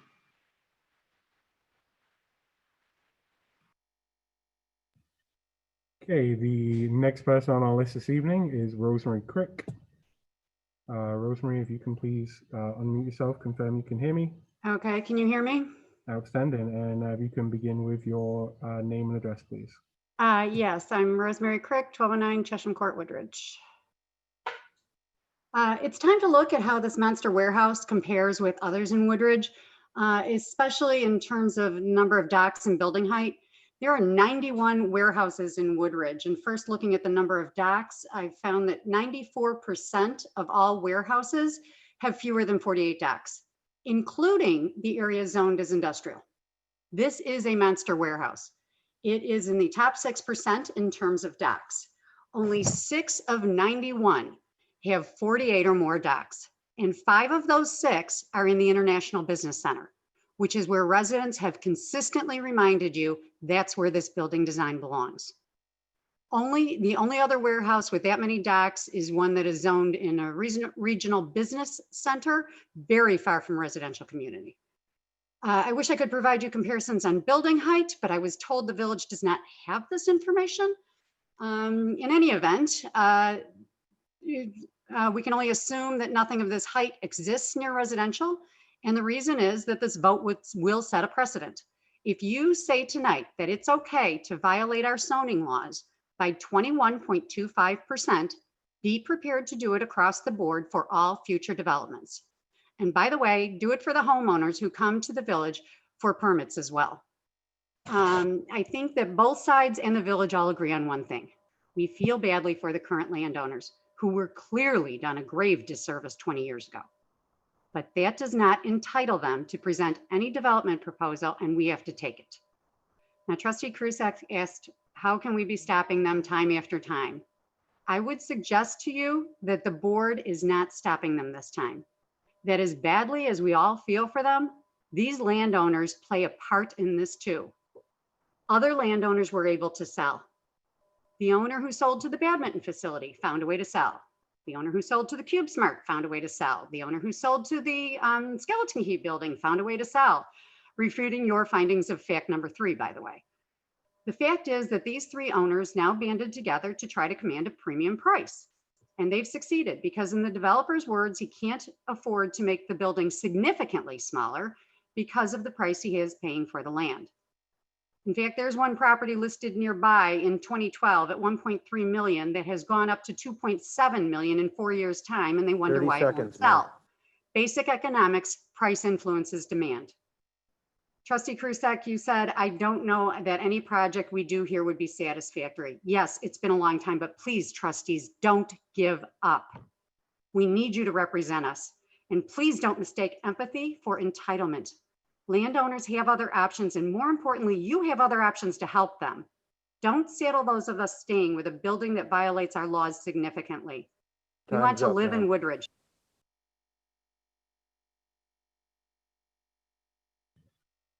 And the next person speaking this evening is Scott Crick. Scott, if you can please unmute yourself and confirm that you can hear me.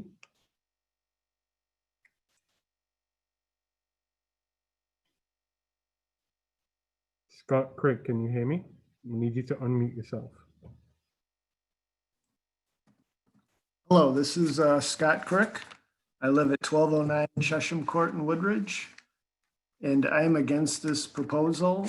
This building is way too big. As we heard from others, it clearly belongs in an industrial park, not on Lamont Road or adjacent to a residential settlement.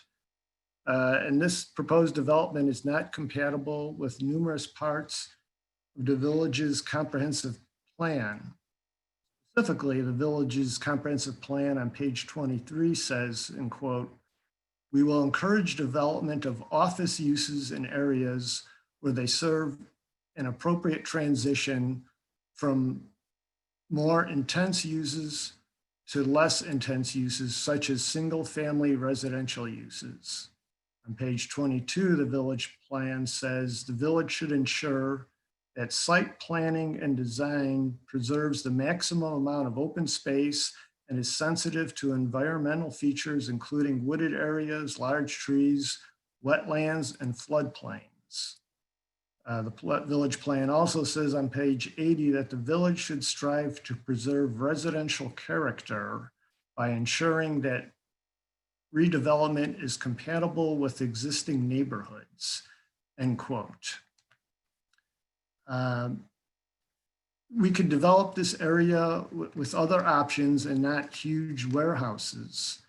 There was a scenario in the last village meeting where they talked about individual lots being partitioned off instead of combining them and co-joining them into a giant, huge warehouse. We need a better plan and vision for this area. I think people tried to throw a scare tactic at us last meeting, and they talked about building a helipad there or a hotel, and that was clearly a diversion to distract from the real issue. The proposed development presented for this building is being built where it just clearly doesn't belong. It's the wrong type of structure for this area. Our current zoning laws prevent this building from being built. And that's why they're asking for you to ignore our current zoning laws and ask for relief and variances. And we ask you is 30 seconds, sir. To stand by the height requirements in the current zoning to the south lot line, which has been reduced to only 10 feet where there's a residential home right up against that. As trustees, we ask you to respect and protect the residents of the area and to enforce our current zoning laws that we have in place. Thank you.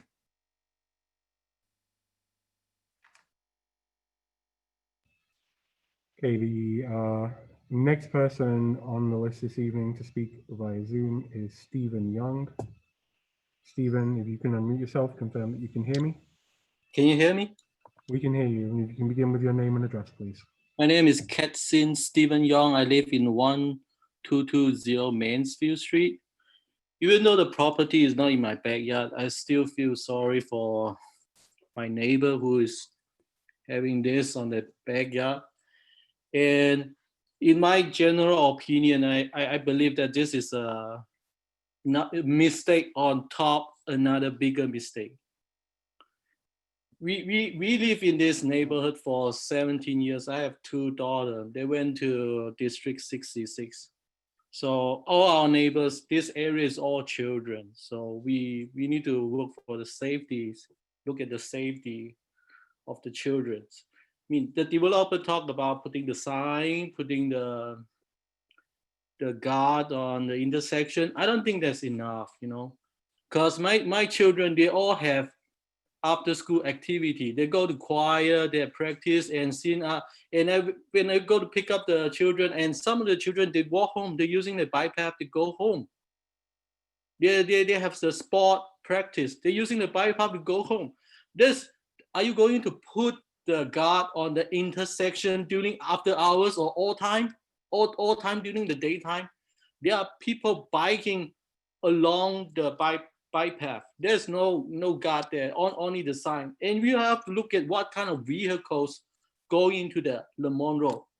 You know, I looked, the engineer talked about the ADT, average daily traffic. Is mean like if you put a residential development and you put a warehouse, the warehouse has less traffic. But you have to look at what kind of traffic is going into this Lemon Road. A typical size for a car is about 5,000 pounds. For example, Model 3, Tesla Model 3, is about, let's say, only about 15 feet long, about 5 feet high. But for a semi, how much weight for a semi? The semi is 80,000 pounds. How long is a semi? 65 feet long. How high is a semi? 13.5 feet high. It's going to block all the sight, the visibility for all the people using the road. So we have to look at that issue. And I mean, we are all neighbors. Even you are my neighbors. We live in this Woodridge together. So whatever you do is going to affect all of us. And we can clearly see this. This is one of the very difficult. 30 seconds, sir.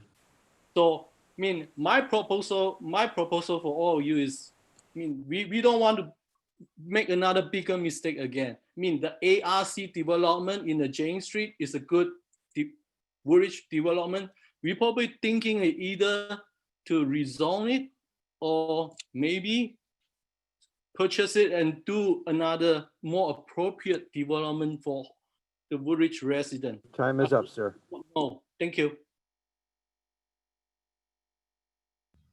Okay, and the final member of the public joining us this evening via Zoom is Thurston Johnson.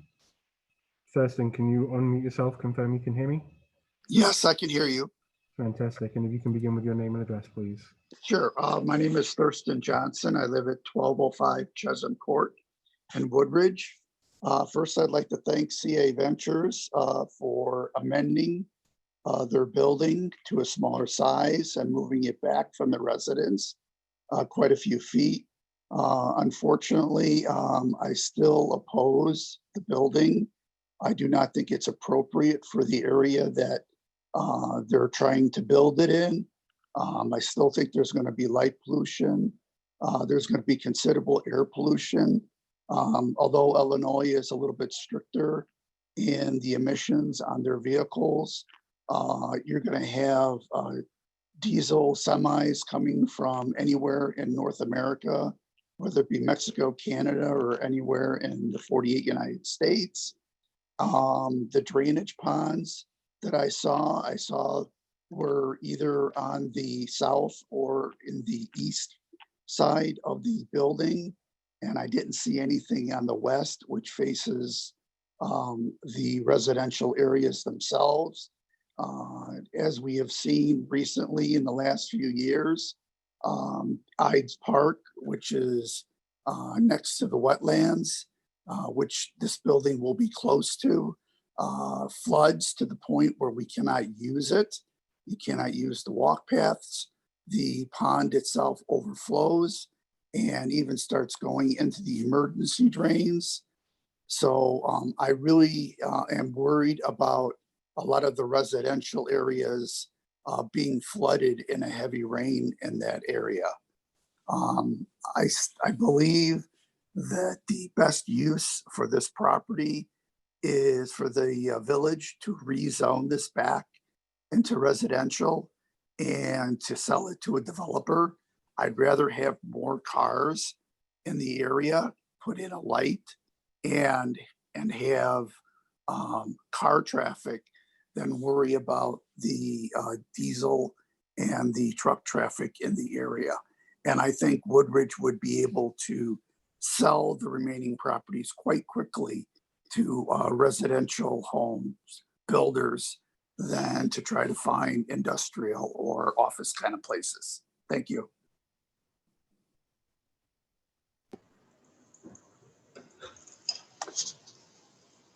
Before we go any further, first of all, thank you for everyone that has spoken this evening or sent in your comments. But I would first like to start by thanking all of our neighbors and all interested parties for taking the time to share your very thoughtful perspectives on this proposed development, and for taking time out of your lives to attend meetings.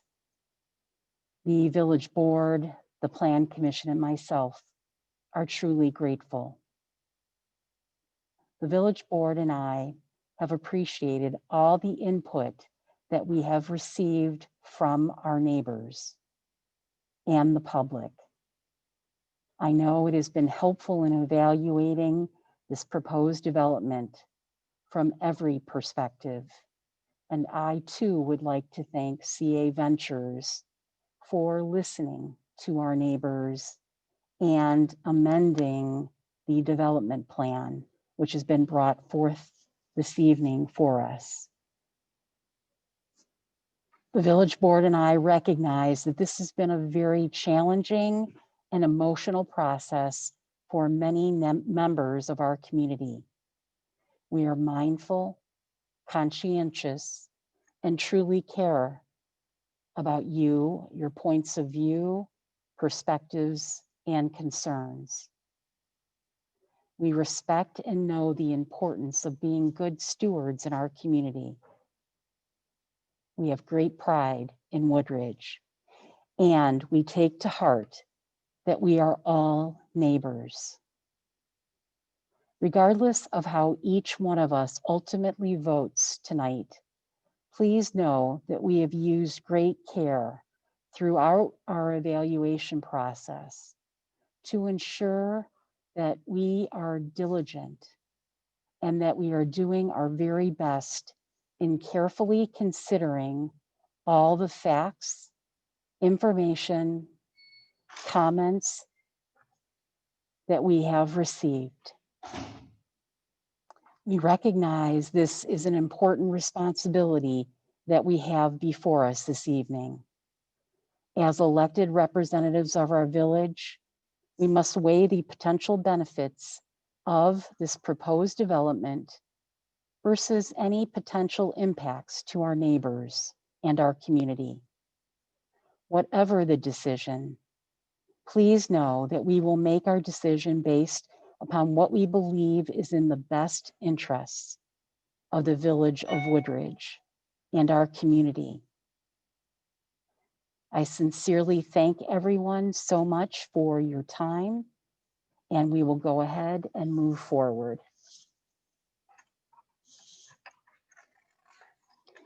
We have before us ordinance 2020-26. Going to open it up for discussion from board members. If anyone has any comments or discussion at this point.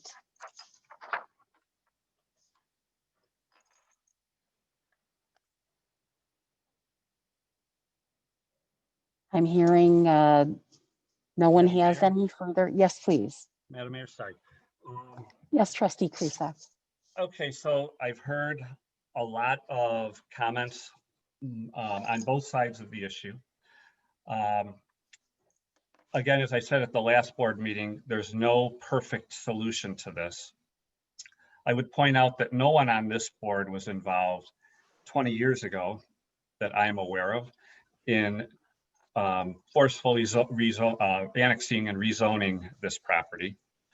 I also think that there's a little bit of some people don't necessarily understand that the Plan Commission does not make a decision to move this to us or not. Whether they said yes or no, it was still going to end up being our position to decide on one way or the other. I've heard some talk about we should rezone it to residential. I don't know how that will, first of all, solve anything. I don't know that if you're worried about the kids crossing over Lamont Road from the west, putting more kids on the west side of Lamont Road will make anything safer. Residential, as we've seen by the traffic study, is going to actually provide more traffic on Lamont Road. And I would imagine that we would have to have something through Dunham Road or else connecting into the residences to the west if we even did a residential type of development there. I've heard that, well, residential will bring in more property taxes. As a gross number, that very well may be correct, but it doesn't take into account the net and the expenses that are going to be occurring from the village side with street maintenance, street light maintenance, sewer and water, and so on. So it actually is not going to end up being a significant increase. As a matter of fact, it will end up costing us money above what the property taxes bring in. We'll have to go to other revenue sources to maintain that. Same with the school district. It does not take into account that all the increased kids coming into a residential area are going to cost money as far as the school district is concerned, whether it be more staff, more programs, etc. I feel for the residents that live there, I understand that this is their home, but at the same time, I think that CA Ventures has done a very good job at coming up with concessions, listening to what they had to say, and putting together a proposal that is far better than what we started with the first time when I was on the board, which was an enormous building that was far closer to the residences and certainly not anywhere near the consideration that was given to how this is going to fit into the neighborhood.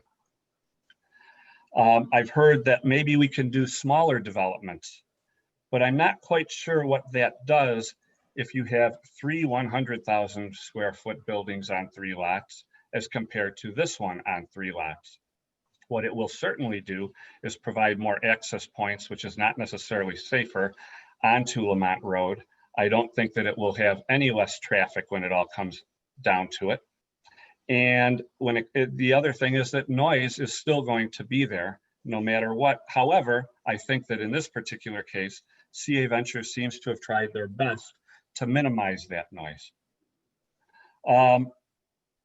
So when it comes right down to it, I will still be voting in favor of this proposal.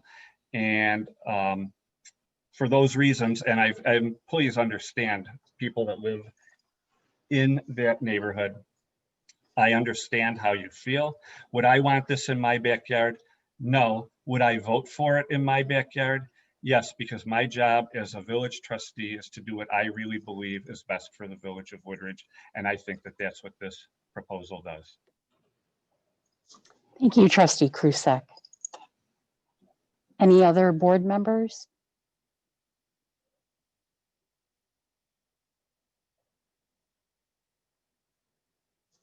Okay, I'm not hearing anyone else.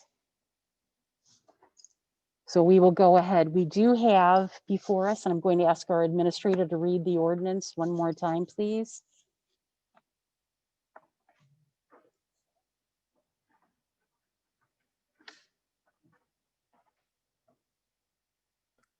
Thank you, Mayor.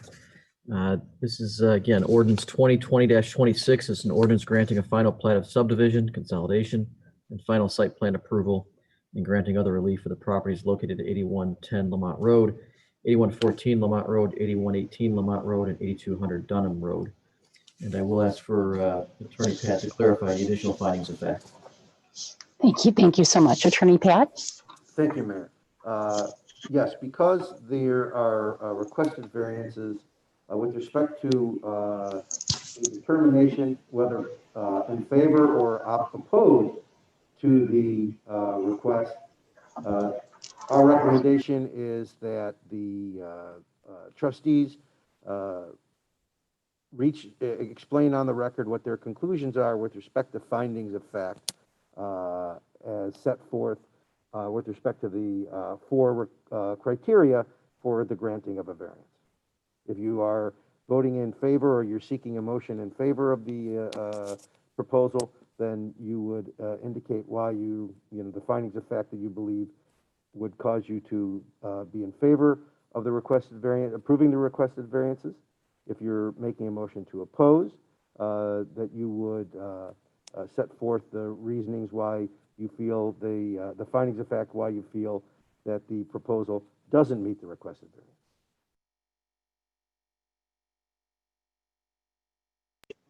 Thank you very much, Attorney Pat. We have before us ordinance 2020-26. Going to ask for a motion.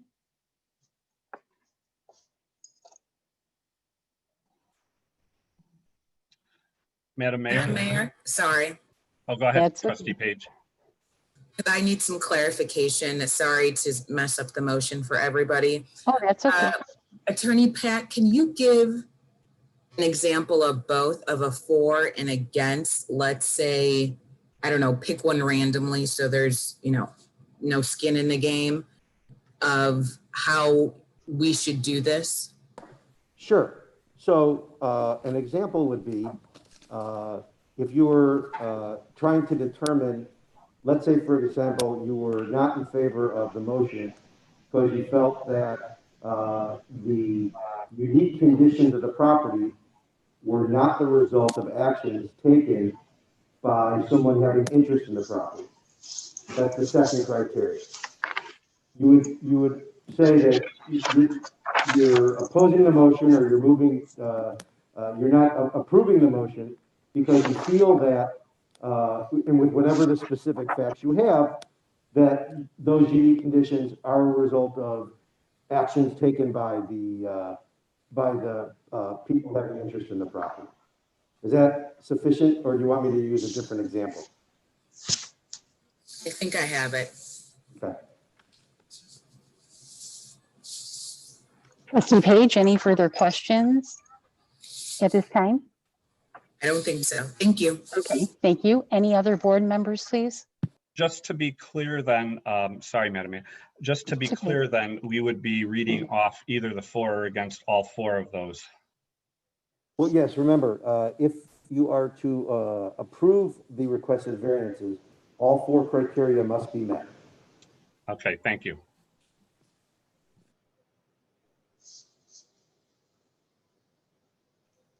Any other questions or?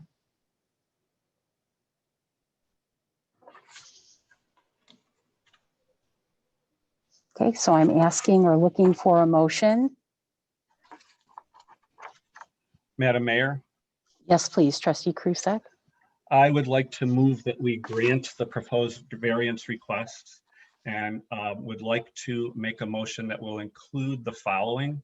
The physical condition of the premises are unique and do not apply to neighboring premises in the same district. The aforesaid unique conditions are not the result of actions taken by any person personally having an interest in the property. Strict application of the ORI zoning regulations, i.e. denying the requested variances, would deprive the owner of the reasonable use of his/her premises, equivalent to the use of neighboring premises within the same district, and granting the variations will be in harmony with the zoning ordinance and will not be detrimental to any neighboring premises. And Trustee Krusek, if I could just clarify your motion, you're seeking to grant the requested final plat of subdivision and final site approval, including the requested variances. Is that correct? Correct. Thank you. Correct. So we have before us a motion. Going to ask for a second, please. Trustee Hendricks, I second. Thank you very much, Trustee Hendricks. We do have a second. Any further discussion on this item?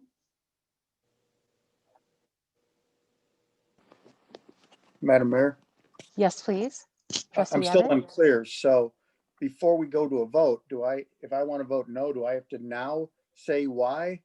Or do I do it as I'm voting? Procedurally, Okay. how does this go Sure. forward? Very good question. Please let me refer to Attorney Pat. You can do it either way, Trustee Abbott. If during the discussion section, you can certainly put your findings of fact on the record. If you're voting in favor of Trustee Krusak's motion, you're essentially adopting his findings of fact. So you don't really have to say much other than you're in favor if that's what you want to do. If you're opposed, probably for clarity of the record, you should state the reasons why. Whether you do that during discussion or at the actual vote, that's certainly up to you. Thank you. Thank you so much. Anyone else? If anyone needs any further assistance, though, as we're going forward, please don't hesitate to ask. Going to please ask, if there's nothing further, going to ask our clerk to please call the roll. Trustee Krusak. Aye. Trustee Page. No. Trustee Hendricks. Aye. Trustee Blair. You're muted.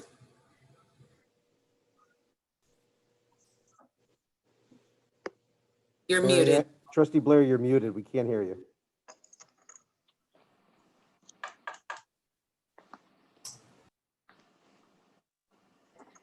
Trustee Martinez. Trustee Blair, you're still muted. I'll recall Trustee Blair. I'm there. Trustee Hello. Blair. Okay. Thank you. Before I cast my vote, I just want to, first of all, thank the staff for the many, many hours they put into this. I want to also thank CA Ventures. I know they put a lot into it. And many of the residents have put a lot of time into it. I just want everybody to also know and understand, I can say with complete confidence that every single person on this board, no matter which way they vote, has given this a lot of thought and consideration, and some even sleepless nights over it.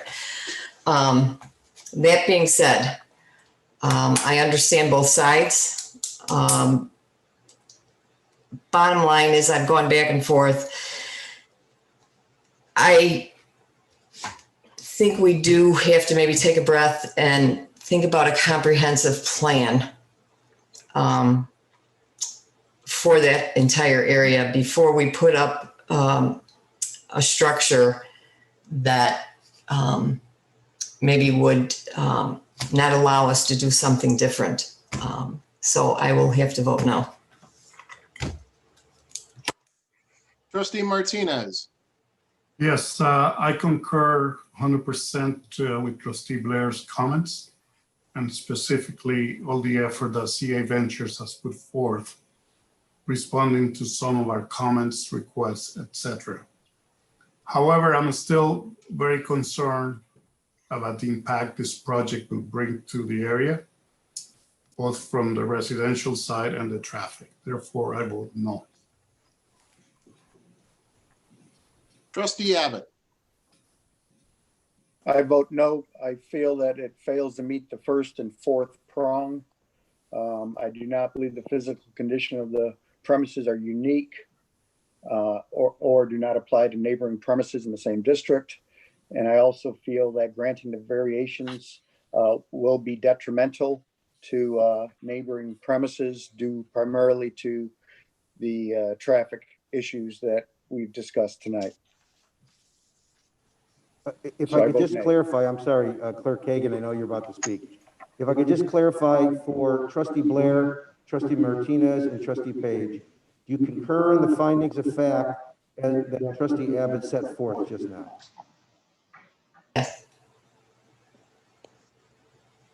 Yes. I concur with number 4. Thank you. Motion is defeated. Thank you very much. The village board, the village, our neighboring communities, our neighbors, all the neighbors in the area, and also CA Ventures. The vote is been taken. It did not pass. And at this time, we will go ahead, since there's nothing further this evening, ask for a motion. If there's nothing further from the board, a motion to adjourn, please. So move, Trustee Blair. Thank you, Second, Trustee Trustee Blair. Page. Thank you, Trustee Page. All those in favor, please sign aye. Aye. Aye. Anyone opposed? The time is 9:37 and we are adjourned. Thank you all very much.